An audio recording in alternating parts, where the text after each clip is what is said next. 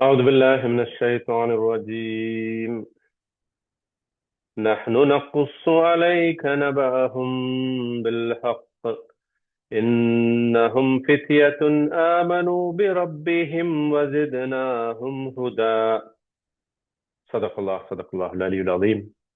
بسم الله الرحمن الرحيم. الحمد لله رب العالمين والصلاة والسلام على أشرف المرسلين وعلى آله وصحبه أجمعين ومن تبعهم بإحسان إلى يوم الدين. إن أريد للإصلاح ما استطعت وما توفيقي إلا بالله عليه توكلت وإليه أنيب. رب اشرح لي صدري ويسر لي أمري واحلل عقدة من لساني യഫ്ഖഹു ഖൗലി. ബഹുമാനരായ സഹോദരന്മാരെ, അസ്സലാമു അലൈക്കും വറഹ്മത്തുള്ളാഹി വബറകാതുഹു. സൂറത്തുൽ അൽ കഹഫ് 13-ാമത്തെ ആയത്താണ് ഇൻഷാ അല്ലാഹ് ഇന്ന് നമ്മൾ പഠിക്കുന്നത്. കഴിഞ്ഞ 12-ാമത്തെ ആയത്തില് നമ്മൾ പഠിച്ചു സുമ്മ ബഅസ്നാഹും ലിനഅലമ അയ്യുൽ ഹിസ്ബൈനി അഹ്സാ ലിമാ ലബിസു അമദ. അതിൽ നമ്മളൊരു വളരെ പ്രധാനപ്പെട്ട ഒരു ചോദ്യം ചോദിച്ചിരുന്നു. അതായത് എന്താണ് ഈ കഥയുടെ ഒരു മെയിൻ പർപ്പസ്? ആരെങ്കിലും ഓർക്കുന്നുണ്ടോ? എന്താണ് ഈ കഥയുടെ മെയിൻ പർപ്പസ്? സുമ്മ ബഅസ്നാഹും ലിനഅലമ അയ്യുൽ ഹിസ്ബൈനി. അതായത് അള്ളാഹു പറയണ നാം അവരെ പുനരുജ്ജീവിപ്പിച്ചു, ഉറക്കത്തിൽ നിന്ന് എഴുന്നേൽപ്പിച്ചു. ഉയർത്തെഴുന്നേൽപ്പിച്ചു അല്ലേ?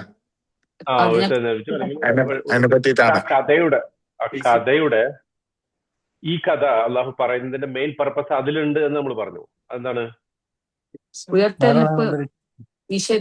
മരണാനന്തരം.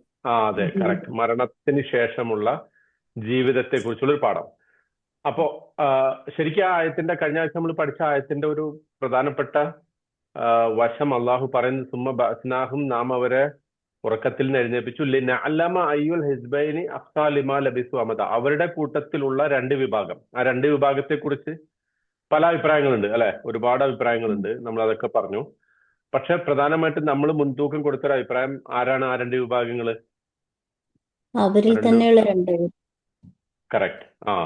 അവരിൽ തന്നെയുള്ള, അതായത് ഈ ഗുഹാവാസികൾ തന്നെ എത്ര നമ്മൾ ഉറങ്ങി, പിന്നെ കുറച്ച് അധികം ഉറങ്ങിയോ അല്ല 1-2 ദിവസമാണോ ഉറങ്ങിയത് എന്നുള്ള ഒരു അഭിപ്രായ വ്യത്യാസം അവർക്കിടയിലുണ്ടായി. അപ്പൊ ആ കൂട്ടത്തിൽപ്പെട്ട അവരിൽ ആരാണ് ഏറ്റവും പൂർണ്ണമായിട്ട് കണക്ക് കൂട്ടിയത് എന്നറിയാൻ വേണ്ടിയിട്ടെന്നാണ് കഴിഞ്ഞ ആയത്തിൽ അള്ളാഹു പറയുന്നത്. പക്ഷേ ആ പറയുന്നത്, ഞാനത് ഒന്നുകൂടി ഇപ്പൊ ആവർത്തിക്കണം. എന്താണെന്ന് വെച്ചാൽ ഇന്നത്തെ ആയത്ത് മനസ്സിലാക്കണമെന്നുണ്ടെങ്കിൽ കഴിഞ്ഞ ആയത്തിന്റെ അർത്ഥം നമ്മുടെ മനസ്സിൽ വേണം. അപ്പൊ ആ ഒരു പിക്ചർ നമ്മുടെ മനസ്സിലുണ്ടാകാൻ വേണ്ടിയിട്ടാണ് ഞാനിപ്പോ അത് പറയുന്നത്. അപ്പോ അവരിൽ രണ്ട് വിഭാഗത്തിൽ ആർക്കാണ് കൂടുതൽ കൃത്യമായി കണക്ക് വെച്ചിരിക്കുന്നത് എന്നറിയാൻ വേണ്ടിയിട്ടാണ് അള്ളാഹു അവരെ എഴുന്നേൽപ്പിച്ചതെന്ന് പറയുമ്പോൾ പെട്ടെന്ന് നമുക്ക് സംശയം തോന്നേ, ഈ 300 ചിലാം വർഷം ഇവരെ ഉറക്കിയിട്ട് ആകപ്പാട് അതിന്റെ ലക്ഷ്യം എന്താണ്? ഇവരെ രണ്ടു കൂട്ടത്തില് എത്രയാണ് ഉറങ്ങിയത് എന്ന തർക്കം തീർക്കലാണോ അള്ളാഹുവിന്റെ ലക്ഷ്യം എന്ന സംശയം കഴിഞ്ഞ ആയത്ത് പഠിക്കുമ്പോൾ നമുക്കുണ്ടാകാം. പക്ഷെ അതിനുള്ള മറുപടി ഇന്നത്തെ ആയത്തിലുണ്ട്. മനസ്സിലാവുന്നുണ്ടോ? അതിനുള്ള മറുപടി ഇന്നത്തെ ആയത്തിലുണ്ട്. അപ്പൊ ആ ഒരു പർപ്പസ്, ഈ സ്റ്റോറിയുടെ പർപ്പസിലേക്ക് ഒന്നുകൂടി ഞാൻ ശ്രദ്ധ ക്ഷണിച്ചിട്ട് ഞാൻ ഇന്നത്തെ ഈ 13-ാമത്തെ ആയത്ത് നമ്മൾക്ക് അതിന്റെ അർത്ഥം ആദ്യം മനസ്സിലാക്കാം, എന്നിട്ട് അതിന്റെ ആശയത്തിലേക്ക് പോകാം. അപ്പൊ ഈ ഒരു ഭാഗം നമ്മുടെ മനസ്സിൽ വേണം കേട്ടാ. നമ്മൾ എന്താണ് കഴിഞ്ഞ ആഴ്ച പഠിച്ചതെന്നുള്ള ഒരു ചിത്രം നമ്മുടെ മനസ്സിൽ വേണം. പിന്നെ വേറൊരു കാര്യം അതിനു മുമ്പ് പറയാനുള്ളത്, നിങ്ങൾ ആരെങ്കിലും ഒക്കെ നോട്ട് എഴുതാറുണ്ടോ? ആരെങ്കിലും ഒക്കെ ചാറ്റ് ബോക്സിലൊന്നും എഴുതിയ ആരെങ്കിലും ഒക്കെ നോട്ട് എഴുതാറുണ്ടോന്ന്? എത്ര പേര് നോട്ട് എഴുതാറുണ്ട്? വെറുതെ ഇങ്ങനെ കഥ കേൾക്കുന്ന ഒരു രൂപത്തിൽ കേട്ടു പോവാണോ? എല്ലാവരും അങ്ങനെയാണോ? നല്ല രസമുണ്ടല്ലേ ഇങ്ങനെ കിടന്നിട്ടും ഇരുന്നിട്ടും ചാരിയിട്ടും സോഫയിൽ കിടന്നും ബെഡിൽ കിടന്നിട്ടൊക്കെ ഇങ്ങനെ കേൾക്കാൻ നല്ല രസമുണ്ടാ. പക്ഷെ അത് എഴുതണം കേട്ടാ. എത്ര പേര് ചാറ്റ് ബോക്സിൽ എഴുതണ്ട നോട്ട്? എത്ര ആൾ എഴുതുന്നുണ്ട് നോട്ട്? ഒന്ന് എഴുതി, അല്ലെങ്കിൽ പറഞ്ഞേ. ആരെങ്കിലും ഒക്കെ നോട്ട്സ് എഴുതാറുണ്ടാ? അടുത്തായിരുന്നു ഒരാളുടെ കൈ കാണുന്നുണ്ട്, സക്കീർ. പിന്നെ ആരാ? യെസ്, ഷാലിൻ എഴുതുന്നുണ്ട്. പിന്നെ ആരാ? പലരും ഇങ്ങനെ ഒരു പാട്ട് കേൾക്കുന്ന ഒരു ഭാവത്തിലാണ് ഉള്ളതെന്നാ തോന്നണേ. എനിവേ, അപ്പൊ അത് ഇനി മുതൽ അത് ശീലാക്കണം. ഓക്കെ, ആണുങ്ങൾ നോട്ട് എഴുതുന്നതിൽ വളരെ പിശുക്കന്മാരാണെന്ന് എനിക്കറിയാം. പക്ഷെ ഇനി ഏറ്റവും ചുരുങ്ങിയത് നിങ്ങളുടെ ആ മൊബൈൽ എടുത്തിട്ട് ഒരു നോട്ട് എടുത്തിട്ട്, നോട്ട്സ് ഉണ്ടല്ലോ അല്ലെ, സാംസങ്ങിലാണെങ്കിൽ നോട്ട്സും മറ്റേ ഐഫോണിലാണെങ്കിൽ നോട്ടും ഒക്കെ ഉണ്ട്, അതെടുത്തിട്ട് എഴുതാ. ഈ പ്രധാനപ്പെട്ട വാക്കുകൾ, പ്രധാനപ്പെട്ട ആശയങ്ങൾ, ഇതിൽ വരുന്ന ഐഡിയാസ്. കുറച്ച് പേര് എഴുതുന്നുണ്ട് കേട്ടോ. Okay, very good. ഓക്കെ, അപ്പോ പിന്നെ അത് എഴുതണം കേട്ടാ. ഓക്കെ, അത് ഒരു പിന്നെ തുടക്കം എന്നുള്ള നിലക്ക് പറഞ്ഞാണ്. നഹ്നു നഖുസ്സു അലൈക നബഅഹും ബിൽ ഹഖ്. നഹ്നു, നാം, നഖുസ്സു എന്താർത്ഥം? നഖുസ്സു, ഖസ്സ യഖുസ്സു, നാം വിവരിക്കുന്നു കഥ വിവരിക്കുന്നു പറയുന്നു, വിവരിക്കുന്നു, കഥ പറയുന്നു. കിസ്സ അല്ലെ, നാം കിസ്സ പറയുന്നു. കിസ്സ മലയാളം പദമാണ് അല്ലെ, കിസ്സ, മാപ്പിള കിസ്സ എന്നൊക്കെ കേട്ടല്ലേ, കിസ്സ. അതാണ്, അതിൽ നിന്നാണ് കസ്സ, അല്ലെങ്കിൽ ഇതിൽ നിന്നാണ് അത്. നഹ്നു നഖുസു. നെഹ്നു എന്ന് പറഞ്ഞത് നാമാണ്, നഖുസു എന്ന് പറയുന്നിടത്തും നാം ഉണ്ട്. ആ നൂന് അല്ലെ, നാം പറയുന്നു എന്ന അർത്ഥത്തിലാണ്. അലൈക്ക ശരിക്കും പറയേണ്ടത് നഹ്നു നഖുസു ലക എന്നാണ്. പക്ഷെ ഇവിടെ അള്ളാഹ് പറഞ്ഞത് അലൈക്ക എന്നാണ്, താങ്കളുടെ മേൽ. അതിനൊരു ഉദ്ദേശമുണ്ട്, അത് നമുക്ക് വിശദീകരിക്കാം. താങ്കളുടെ മേൽ നാം ഈ കഥ വിവരിച്ചു തരുന്നു. നബഅഹും, നബ എന്താർത്ഥം? നബ വാർത്ത വാർത്ത. സീരിയസ് ആയിട്ടുള്ള വാർത്തയ്ക്കാണ് നബ എന്ന് പറയാ. വാർത്തയ്ക്ക് മറ്റൊരു പദം ഉണ്ട് അറബിയിൽ, ഏതാ? ഖബർ. നശറ. ഖബർ. ഖബർ ഖബർ ഖബർ അത് വാർത്ത തന്നെയാണ്. പക്ഷെ വെദർ ഫോർകാസ്റ്റ്, പ്രധാനമന്ത്രി ഇന്നാളെ വാർത്തയ്ക്കാണ് ഖബർ പറയാം. പക്ഷെ നബ എന്ന് പറയുമ്പോൾ ഇറ്റ്സ് സീരിയസ്. കട്ടായി പോകുന്നുണ്ട് കേട്ടാ, കട്ടായി പോകുന്നുണ്ട് കേട്ടോ. എന്താ കേൾക്കുന്നില്ല, ക്ലിയർ ആകുന്നില്ല, കട്ടായി. ഇതിനെ നബഇന്റെ ജമ്മ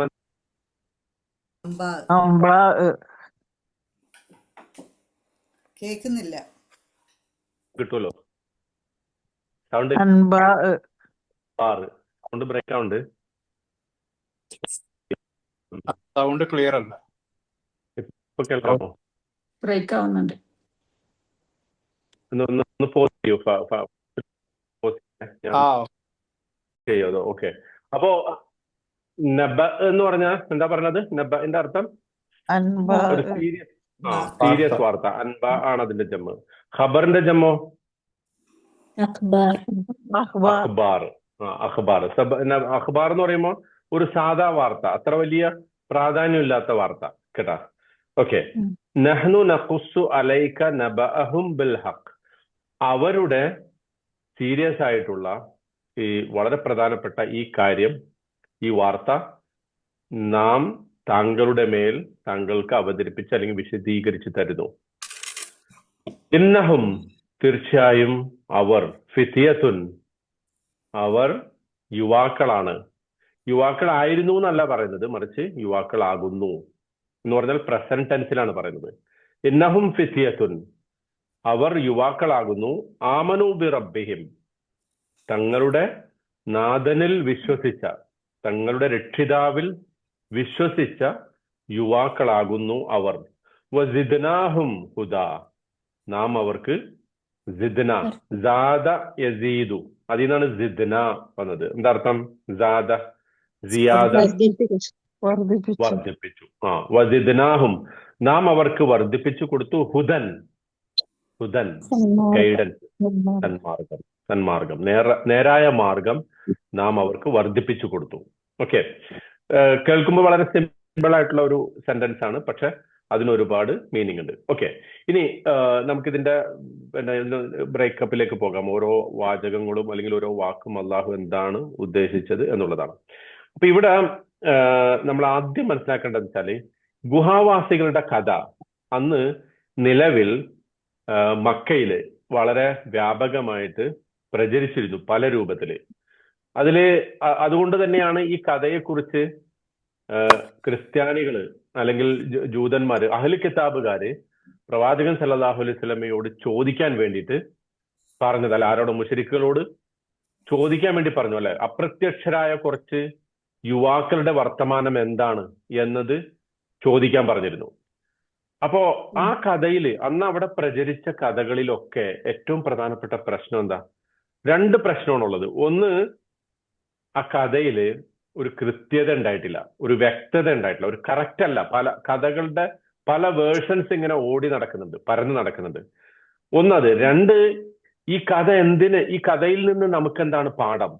ഇതും ആ കഥകളുടെ ഒന്നും ഉദ്ദേശമായിരുന്നില്ല. ഇപ്പൊ ക്രിസ്ത്യൻ ട്രഡീഷനിൽ ബൈബിളിലില്ല ഈ കഥ. കാരണം ബൈബിളിനൊക്കെ ശേഷമാണ്, ഇഞ്ചീലിനൊക്കെ ശേഷമാണ് ഈ സംഭവം നടന്നിട്ടുള്ളത്.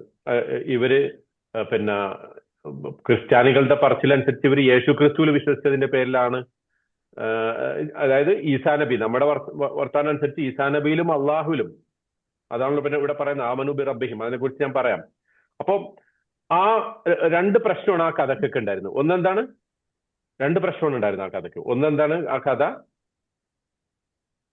പറയൂ, എന്താണ് ആ കഥ? എന്തല്ല, ആക്യുറേറ്റ് അല്ല, കൃത്യതയില്ലാത്താണ്. രണ്ട്, അവർ ഈ പറയുന്ന കഥയ്ക്കൊന്നും ഒരു പർപ്പസ് ഉണ്ടായിരുന്നില്ല. ഒരു കഥയ്ക്കൊരു ലക്ഷ്യമില്ല. കഥയ്ക്ക് വേണ്ടി, കഥ ഒരു എന്റർടൈൻമെന്റിന് വേണ്ടി, അല്ലാതെ കഥയ്ക്ക് എന്തില്ല, ഒരു ലക്ഷ്യബോധം ഇല്ലാത്ത കഥയായിരുന്നു. അപ്പൊ അതിനെയാണ് വാസ്തവത്തിൽ ഖുർആൻ ഇവിടെ കൃത്യമായി അഡ്രസ് ചെയ്തത്. ഇതേ കാര്യം ആളുകളുടെ എണ്ണം പറയുന്നിടത്ത്, ഗുഹാവാസികളുടെ എണ്ണം പറയുന്നിടത്ത് അള്ളാഹു പറയുന്നുണ്ട്, സയഖൂലൂന സലാസത്തുൻ റാബിഉഹും കൽബുഹും വയഖൂലൂന ഖംസത്തുൻ സാദിസുഹും കൽബുഹും റജ്മം ബിൽ ഗൈബ്. റജ്മം ബിൽ ഗൈബ് അത് നമ്മൾ വിശദീകരിക്കേണ്ട ഒരു പ്രയോഗമാണ്. അപ്പൊ വിശദീകരിക്കാം. ഒറ്റ വാക്കിൽ പറഞ്ഞാൽ ഇരുട്ടത്ത് കല്ലെറിയ എന്നാണ് അതിന്റെ അർത്ഥം. ഇരുട്ടത്ത് കല്ലെറിഞ്ഞാലുള്ള കുഴപ്പം എന്താ? ചിലപ്പോ കൊള്ളും, ചിലപ്പോ കൊള്ളൂല. ചിലപ്പോ വേണ്ടാത്തടുത്ത് കൊള്ളും, വേണ്ടടുത്ത് കൊള്ളൂല. ചിലപ്പോ നമ്മൾക്ക് ഇഷ്ടപ്പെട്ട ആളെ ഉപദ്രവിച്ചെന്നിരിക്കും. ഒരു പക്ഷെ ശരിയായേക്കാം ഇരുട്ടത്ത് കല്ലെറിഞ്ഞാല്. ആ കല്ലെറിച്ചിൽ, ഇരുട്ടത്തുള്ള ഒരു കല്ലെറിയലാണ് ഇവരുടെ മൊത്തം കഥയുടെ പിന്നെ ആകത്തുക. ഇതാണ് അള്ളാഹു പ്രധാനമായിട്ട് പറയുന്നത്. എന്ന് പറഞ്ഞാൽ ഇവർ ഈ പറയുന്നതിലൊന്നും വാസ്തവമോ സത്യമോ ലക്ഷ്യമോ ഇല്ലാത്ത കഥകളാണ് ഈ സംഭവത്തെക്കുറിച്ച് ഇവര് പ്രചരിപ്പിച്ചുകൊണ്ടിരിക്കുന്നത്. അതിൽ പലർക്കും ഡാമേജ് പറ്റിക്കൊണ്ടിരിക്കുന്നു, പല വിശ്വാസങ്ങളും തകർന്നുകൊണ്ടിരിക്കുന്നു.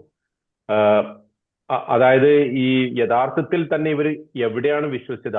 ആരെയാണ് വിശ്വസിച്ചത്? ട്രിനിറ്റിയില്, ത്രിയേകത്വത്തിലാണോ വിശ്വസിച്ചത്? അതല്ല ഏകനായ അള്ളാഹുവിലാണോ? ഇതൊന്നും ആ കഥ പറയുന്നവരുടെ ലക്ഷ്യമേ ആയിരുന്നില്ല. അവരെന്തൊക്കെയോ കേൾക്കുന്നത് ഇങ്ങനെ പറഞ്ഞു വരുന്നുണ്ട്. ആ ഒരു പശ്ചാത്തലം നിന്നിട്ടാണ് അള്ളാഹു സുബ്ഹാനഹു വ തആല പറയുന്നത് എന്ത്? നഹ്നു നഖുസ്സു അലൈക നബഅഹും ബിൽ ഹഖ്.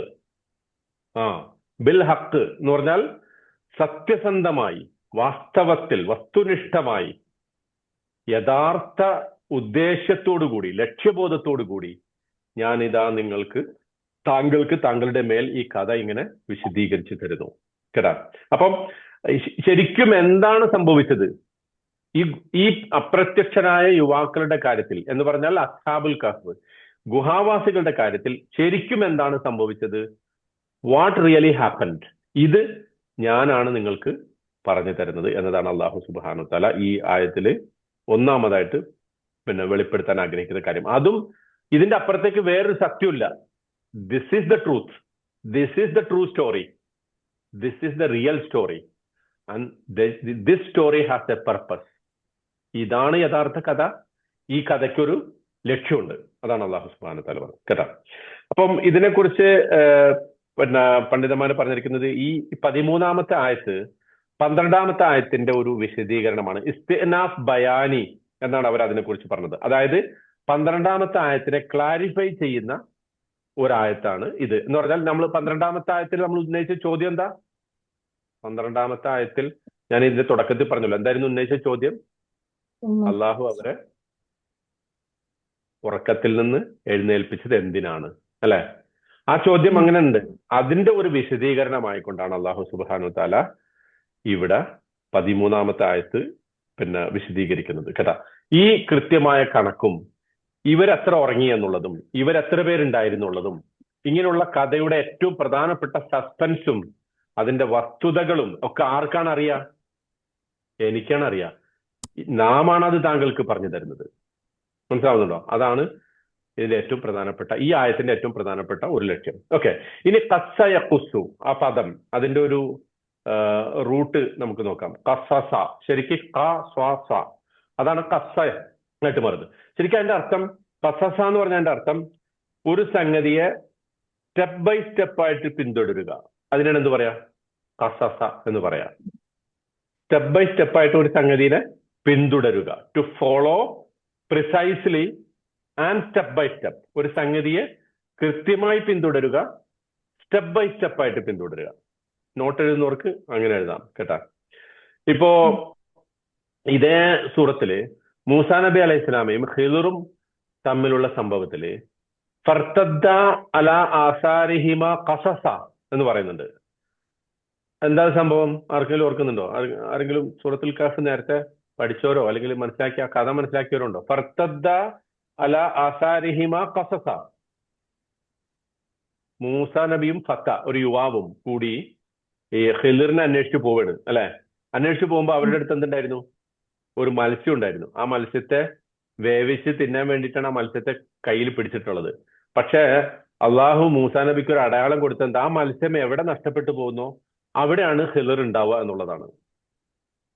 പക്ഷേ ഈ വേലക്കാരൻ, അദ്ദേഹത്തിനൊപ്പം ഉണ്ടായിരുന്ന സെർവന്റ്, ഈ മത്സ്യം ചാടിപ്പോയത് മറന്നുപോയി. അങ്ങനെ അവർ കുറെ പോയി അല്ലെ, കുറെ ദൂരം പോയി കഴിഞ്ഞപ്പോ ഭക്ഷണം, ആ മത്സ്യത്തെ എടുക്ക്, നമുക്ക് വേവിച്ച് കഴിക്കാം എന്ന് മൂസാ നബി അയാളോട് പറഞ്ഞപ്പോ ആ സെർവന്റ് പറയാണ്, അയ്യോ ഇത് അല്ലെ, നമ്മൾ സാധാരണ പ്രയോഗിക്കുന്ന ഒരു പ്രയോഗമായിട്ടാണല്ലോ, അങ്ങനെയാണല്ലോ പറയാ അല്ലെ. അറബിയിൽ വേറെന്തോ ആയിരിക്കും, അല്ലെങ്കിൽ അവരുടെ ഭാഷയിൽ വേറെന്തോ ആയിരിക്കും പറഞ്ഞിട്ടുണ്ടാവുക. ഞാൻ മറന്നുപോയി, ഇന്നി നസൈതു അല്ലെ, ഞാൻ മറന്നുപോയി. ഫത്തഖദ സബീലഹു ഫിൽ ബഹരി അജബ. വളരെ അത്ഭുതകരം എന്ന് പറയട്ടെ, ആ മത്സ്യം ചാടി പോയിട്ടുണ്ട്. അതിനുശേഷം പറഞ്ഞ ആയത്താണ് 64-ാമത്തെ ആയത്ത് സൂറത്തുൽ കഹ്ഫിൽ. ഫർത്തദ്ദ, അവര് മടങ്ങി, അവര് രണ്ടുപേരും മടങ്ങി, മൂസാ നബിയും ആ സെർവന്റും മടങ്ങി. അല ആസാരിഹിമ, അവരുടെ കാൽപാദങ്ങളിലേക്ക്, കാൽപാദങ്ങൾ നോക്കിയിട്ട്, ഖസസൻ, കാൽപാദങ്ങൾ ഓരോന്ന് പിന്തുടർന്ന്. എവിടെയാണ് കഴിഞ്ഞ കാല് വെച്ചത്, പിന്നത്തെ കാല് എവിടെയായിരുന്നു, പിന്നത്തെ കാല് എവിടെയായിരുന്നു, അങ്ങനെ സ്റ്റെപ്പ് ബൈ സ്റ്റെപ്പ് ആയിട്ട് പിന്തുടർന്നു വന്നു. എന്തിനാണ്? എവിടെ വെച്ചിട്ടാണ് ഈ മീൻ ചാടിപ്പോയത് എന്ന് കണ്ടുപിടിക്കാൻ വേണ്ടി. അതിനുപയോഗിച്ച പദം എന്താ? ഖസസ. പിന്നെ മൂസാ നബിയുടെ സഹോദരിയോട് ഉമ്മ പറയുന്നുണ്ട് അല്ലെ.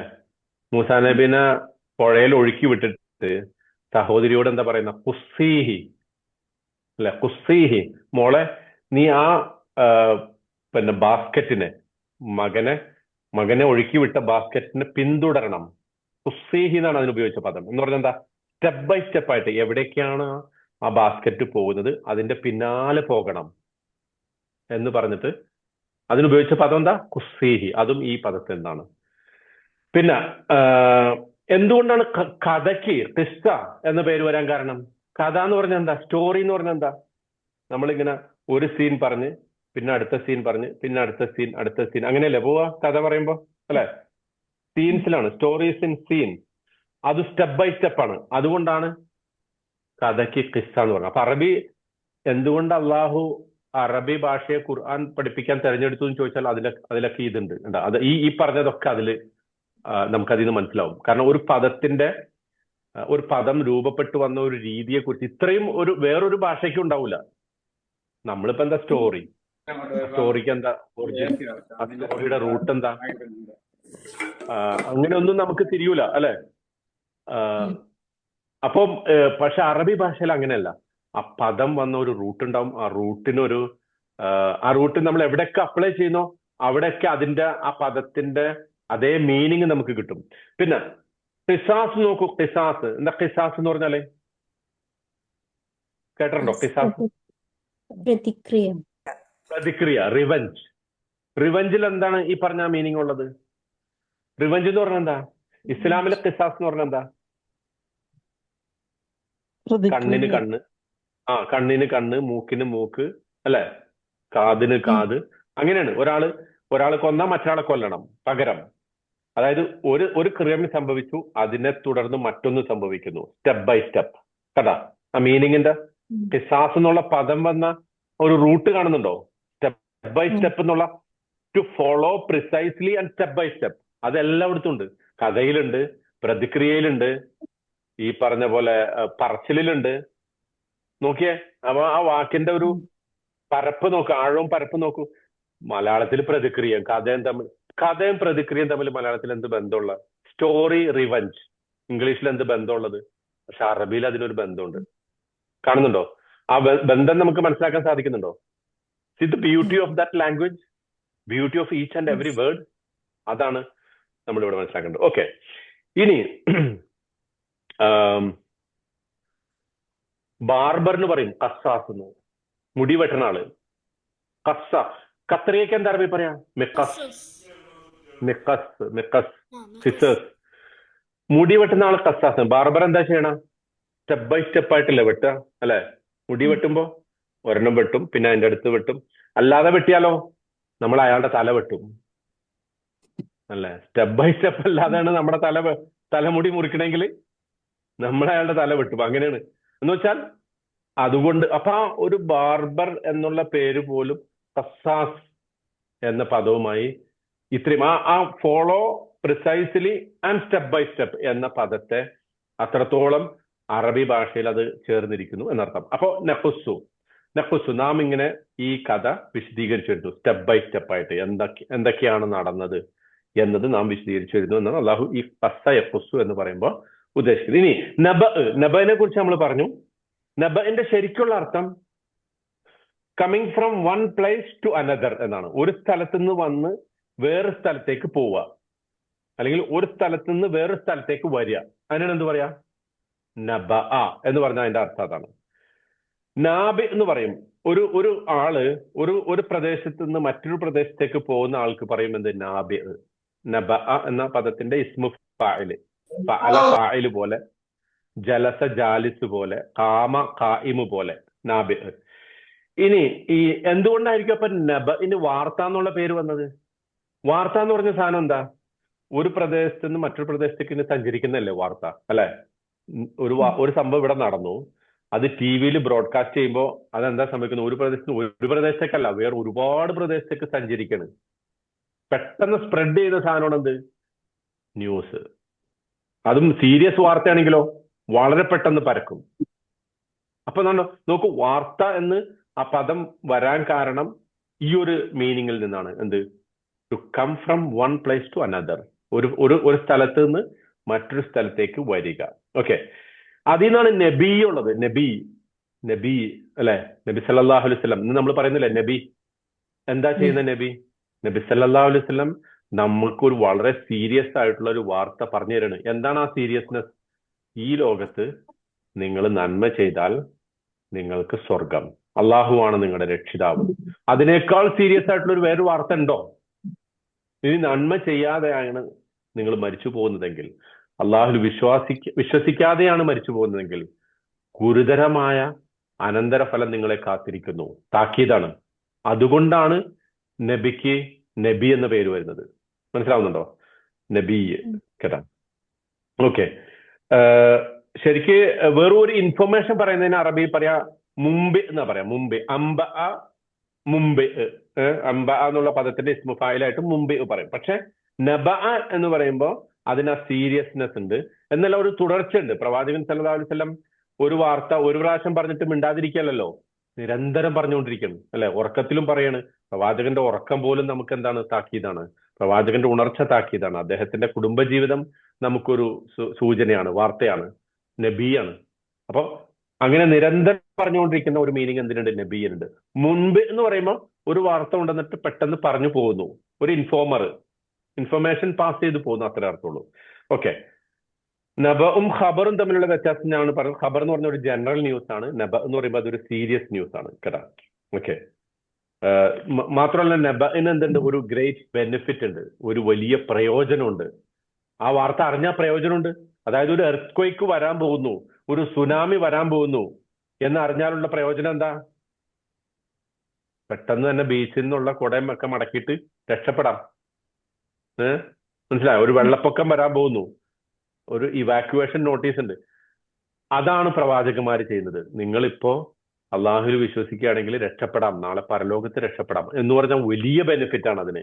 അതുകൊണ്ടാണ് ആ പദം അതിന് ഉപയോഗിച്ചത്. ഓക്കെ, ഇനി ഈ നഹ്നു നഖുസ്സു അലൈക നബഅഹും ബിൽ ഹഖ്, അതിന് ബിൽ ഹക്ക് എന്നുള്ളതിനകത്തേക്ക് അത് ഒരു പ്രധാനപ്പെട്ട സംഗതിയാണ്. പക്ഷെ അതിനു മുമ്പ് ഈ നഹ്നു നഖുസു അതിന്റെ മാത്രം കുറച്ച് വിശദീകരണം കേൾക്കാം. അവിടെ നോക്കൂ, ഞാൻ പറഞ്ഞു നഹ്നു എന്നതും നാമാണ്, നഖുസു എന്നതിലും നാം ഉണ്ട് അല്ലെ. നഹ്നു നാം, നഖുസു നാം തന്നെ വിശദീകരിച്ചു തരുന്നു സ്റ്റെപ്പ് ബൈ സ്റ്റെപ്പ് ആയിട്ട്.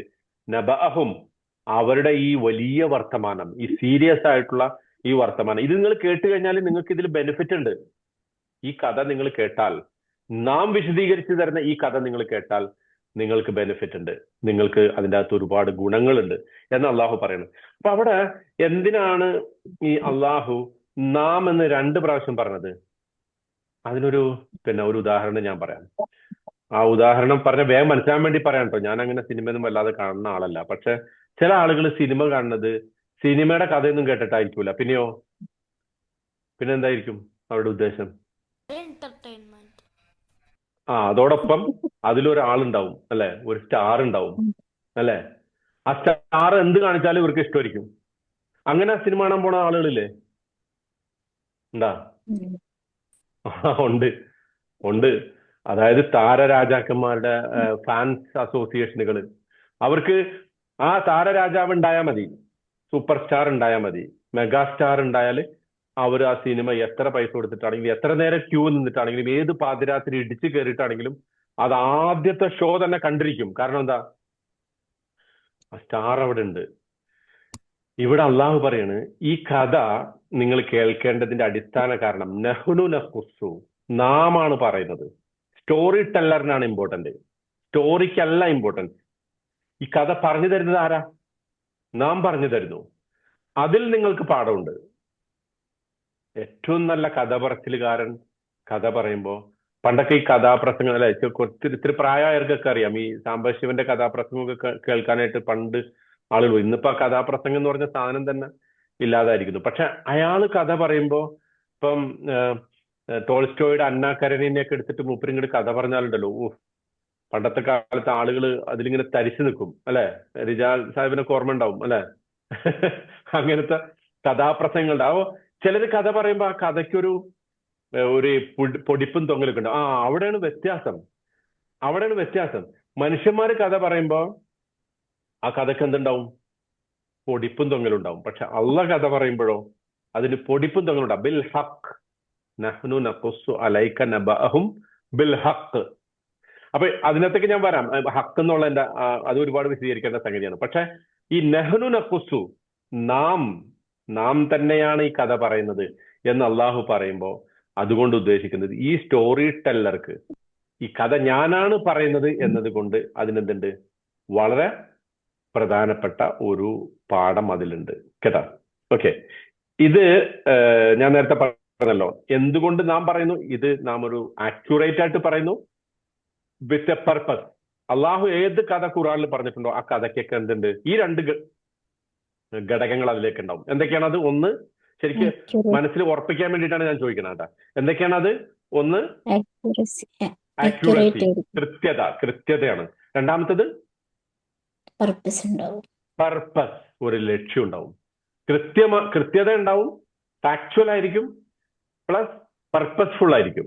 ഇതാണ് അള്ളാഹുവിന്റെ കഥ പറച്ചിലിന്റെ ഏറ്റവും പ്രധാനപ്പെട്ട വശം. ഏത് കഥ എടുത്തോ, ഖുർആനിലെ ഏത് കഥ എടുത്തോ, കഥ ഒരു എന്റർടൈൻമെന്റ്. ഇപ്പൊ മോൻ പറഞ്ഞല്ലോ, സിനിമ എന്റർടൈൻമെന്റ് ആണ്. ഒരു കഥ, ചില ആളുകൾ സിനിമ കാണുന്ന എന്റർടൈൻമെന്റ്, കഥ എന്റർടൈനിങ് ആണ്. പക്ഷെ ആ എന്റർടൈൻമെന്റിന് വേണ്ടി നുണ പറയാന്നുള്ളതും, ആ എന്റർടൈൻമെന്റിന് വേണ്ടി ലക്ഷ്യമില്ലാതെ കഥ പറയാന്നുള്ളതും എന്തല്ല, അള്ളാഹുവിന്റെ പതിവേ അല്ല എന്നുള്ളതാണ് കേട്ടോ.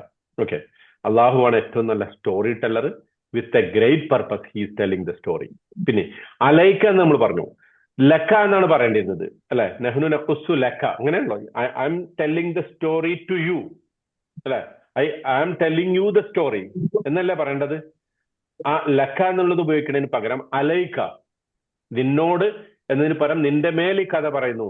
അതിന് പണ്ഡിതന്മാർ പറഞ്ഞിട്ടുള്ളത് അലൈക്ക എന്ന് യൂസ് ചെയ്യാൻ കാരണം, ഒന്ന് personality of the prophet, special importance given to the personality of Prophet sallallahu alaihi wasallam, Muhammad Nabi സല്ലല്ലാഹു അലൈഹി വസല്ലമയുടെ വ്യക്തിത്വത്തിന് അള്ളാഹു കൊടുത്ത ഒരു പ്രത്യേക പ്രാധാന്യം കുറിക്കുന്നതിന് വേണ്ടിയിട്ടാണ് അലൈക്ക എന്ന് പറയാൻ കാരണം അദ്ദേഹം ഈ കഥ കേട്ടിട്ട് റസൂൽ എന്താ ചെയ്യേണ്ടത്? കഥ കേട്ട് കൈയടിച്ചിരിക്കുകയാണോ?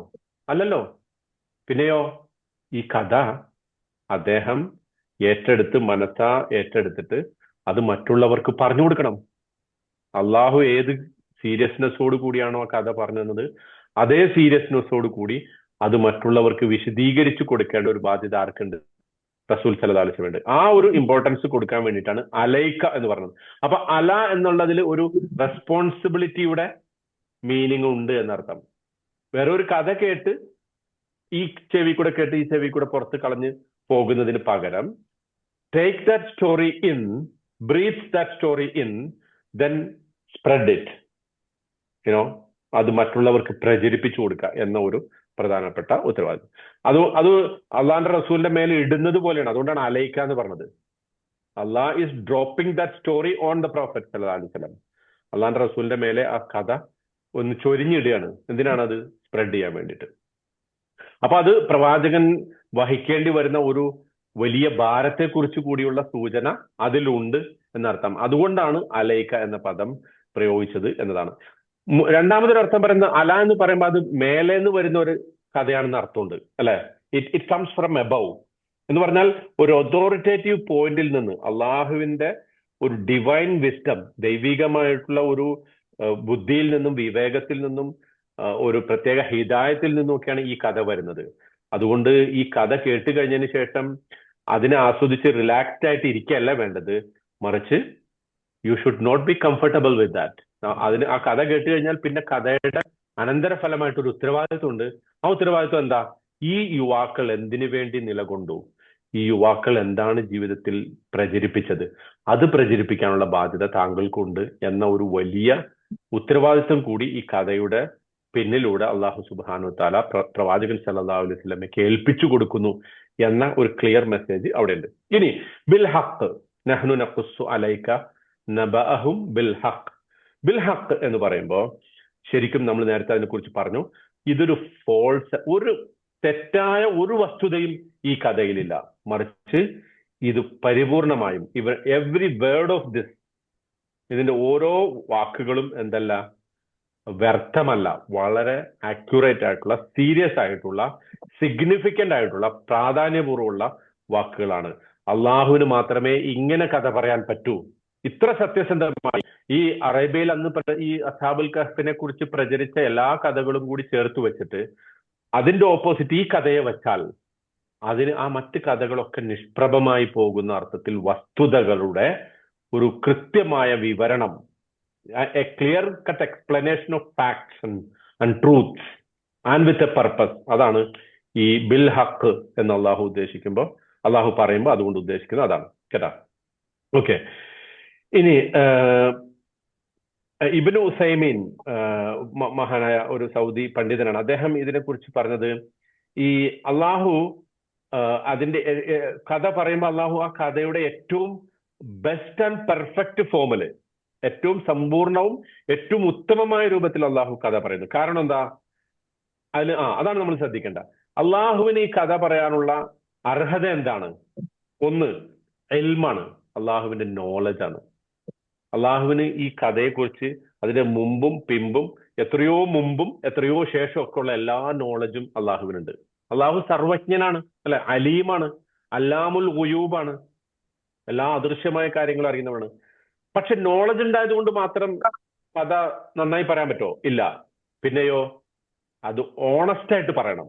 ഇപ്പൊ ഈ അടുത്തൊരു സിനിമ ഇറങ്ങിയല്ലോ, ഹിന്ദി സിനിമയാണ് ദുരന്തർ. കേട്ടിട്ടുണ്ടോ? ദുരന്തർ എന്നുള്ള സിനിമ കേട്ടിട്ടുണ്ടോ? ആരെങ്കിലും കേട്ടില്ല?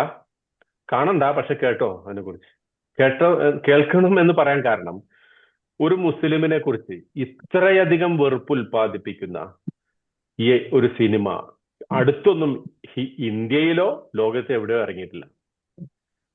മുസ്ലിങ്ങളെ കുറിച്ച് അവർ അല്ലാഹു അക്ബർ പറയുന്നത്, അവർ നമസ്കരിക്കുന്നത്, അവരുടെ വേഷം, അവരുടെ ഹാവഭാവങ്ങൾ, അവരുടെ പെരുമാറ്റം, അവരുടെ വായിൽ നിന്ന് വരുന്ന വാക്കുകൾ ഒക്കെ കംപ്ലീറ്റ് മുസ്ലിം വിരോധത്താൽ നിറച്ചു വച്ച ഒരു സിനിമയാണ് ദുരന്തർ. പൈസ കൊടുത്തോ, ടി വിയിൽ കണ്ടിട്ടോ, യൂട്യൂബിൽ കണ്ടിട്ടോ അതിനൊന്നും പ്രചാരം ഉണ്ടായി കൊടുക്കണ്ട. പക്ഷെ നമ്മൾ അറിയണത് അതിനെക്കുറിച്ച് ധ്രുവറാത്തിയുടെ ഒരു വീഡിയോ ഉണ്ട്, അത് വേണമെങ്കിൽ കണ്ടോ. 20 മിനിറ്റുള്ള ഒരു വീഡിയോ വിത്ത് ഇംഗ്ലീഷ് സബ് ടൈറ്റിൽസിൽ മലയാളത്തിലും ചിലപ്പോൾ കിട്ടിയേക്കും സബ് ടൈറ്റിൽസ്. ധ്രുവരാത്തിനെ കേട്ടിട്ടുണ്ടോ? ധ്രുവരാത്തി കേട്ടിട്ടുണ്ട്. കേട്ടിട്ടുണ്ട്. അദ്ദേഹത്തിന്റെ ദുരന്തർ ഫിലിമിനെ കുറിച്ചുള്ള ധ്രുവരാത്തിയുടെ വീഡിയോ നിങ്ങൾ യൂട്യൂബിൽ തെരഞ്ഞാൽ കിട്ടും. അതില് വളരെ അതിന്റെ ആ സിനിമയുടെ സകലിത് പറഞ്ഞു. ഞാനത് പറയാൻ കാരണം വെച്ചാല് ആ സിനിമയുടെ തുടക്കത്തിൽ അവർ എഴുതുന്നത് എന്താ? Based on true real events എന്നാണ്. ബേസ്ഡ് ഓൺ റിയൽ ഈവൻസ്, യഥാർത്ഥ സംഭവങ്ങളെ ആസ്പദമാക്കി.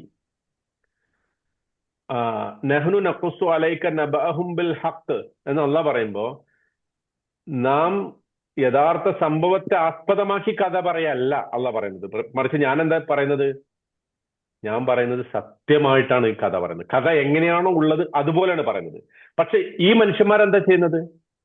ഈ മനുഷ്യന്മാർ ചെയ്യുന്നത് ബേസ്ഡ് ഓൺ ട്രൂ സ്റ്റോറി എന്ന് പറയുകയും പക്ഷെ പിന്നെ അതിനെ വളരെ വികലമാക്കിയിട്ട് ആ സിനിമയിലൂടെ മുസ്ലിം വിരോധം, മുസ്ലിങ്ങളൊക്കെ നല്ലവരാണ് എന്നൊന്നും നമുക്ക് അഭിപ്രായമില്ല. ബാഡ് മുസ്ലിം ഉണ്ട്, ഗുഡ് മുസ്ലിം ഉണ്ട്, അതൊക്കെ എല്ലാ മതത്തിലും ഉണ്ട്. പക്ഷെ അത് വെച്ചിട്ട് ഒരു ജനതയ്ക്കെതിരെ ഈ വിദ്വേഷം പ്രചരിപ്പിക്കും. നമ്മൾ ഇന്നത്തെ കാലത്ത് ഇത്തരം സംഗതികളെ കുറിച്ച് അവെയർ ആവണം. കാരണം എന്താ അറിയോ? ഇതൊക്കെ ജനോസൈഡിനുള്ള ഒരു കളമൊരുക്കലാണ്. ഇന്ത്യയിൽ ഒരു വംശഹത്യ നടക്കുന്നുണ്ടെങ്കിൽ പടച്ചോൻ അതിൽ നിന്നൊക്കെ നമ്മളെ കാത്തുരക്ഷിക്കട്ടെ.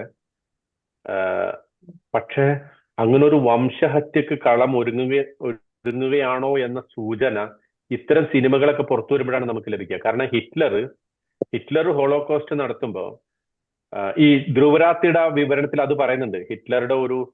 ഹിറ്റ്ലറുടെ കാലത്ത് ഇറങ്ങിയ ഒരു സിനിമയെ കുറിച്ച്, ആ സിനിമയില് ജൂതന്മാരെ എത്ര മോശമായി ചിത്രീകരിച്ചു എന്നതിനെ കുറിച്ചൊക്കെ ധ്രുവരാത്തി പറയുന്നുണ്ട്. അപ്പോ അതേ കോപ്പിയാണ് ഈ ദുരന്തർ സിനിമ. അതൊരു ദുരന്തമാണ്. ആ ദുരന്തർ സിനിമ ഒരു ദുരന്തമാണ്. പക്ഷെ നമ്മളതിനെ കുറിച്ച് അവെയർ അല്ല. നമ്മൾ അതിനെ ആ ഒരു സംഗതിയെ കുറിച്ച് നമ്മൾ അവെയർ ആകുക എന്നുള്ളത് വളരെ ഇമ്പോർട്ടന്റ് ആണ്. അതുകൊണ്ടാണ് ഞാനിപ്പോ അത് സൂചിപ്പിക്കുന്നത്. പക്ഷെ ഇവിടെ അതിനുള്ള ബന്ധം എന്താണെന്ന് വെച്ചാൽ, നമ്മളിപ്പോ ഈ അള്ളാഹു ഈ കഥ പറയുന്നതായിട്ട് ബന്ധം, മനുഷ്യന്മാർ കഥ പറയുമ്പോൾ ബേസ്ഡ് ഓൺ ട്രൂ സ്റ്റോറീസ് അല്ലെങ്കിൽ ബേസ്ഡ് ഓൺ റിയൽ ഈവൻസ് എന്നൊക്കെ പറയും. പക്ഷെ പിന്നെ അവരെന്ത് ചെയ്യും? ഏതോ ഒരു സംഭവത്തിന്റെ ഏതോ ഒരു ചെറിയ ഭാഗം എടുത്തിട്ട് വാർത്തയൊക്കെ എടുക്കും. ഇപ്പൊ ഈ സിനിമയില് ഡൽഹിയിലെ പുൽവാമ അറ്റാക്ക്, അതുപോലെ ഡൽഹിയിലെ ചെങ്കോട്ടയിലെ സ്ഫോടനം, അതൊക്കെ എടുത്തിട്ട് അതിന്റെയൊക്കെ പിന്നില് ഉള്ള സംഭവങ്ങളെ ഊതി വീർപ്പിച്ച് അതിനെ പ്രൊപ്പഗണ്ട ആയിട്ട് പ്രചരിപ്പിക്കുന്ന ഒരു സംഭവമാണിത്.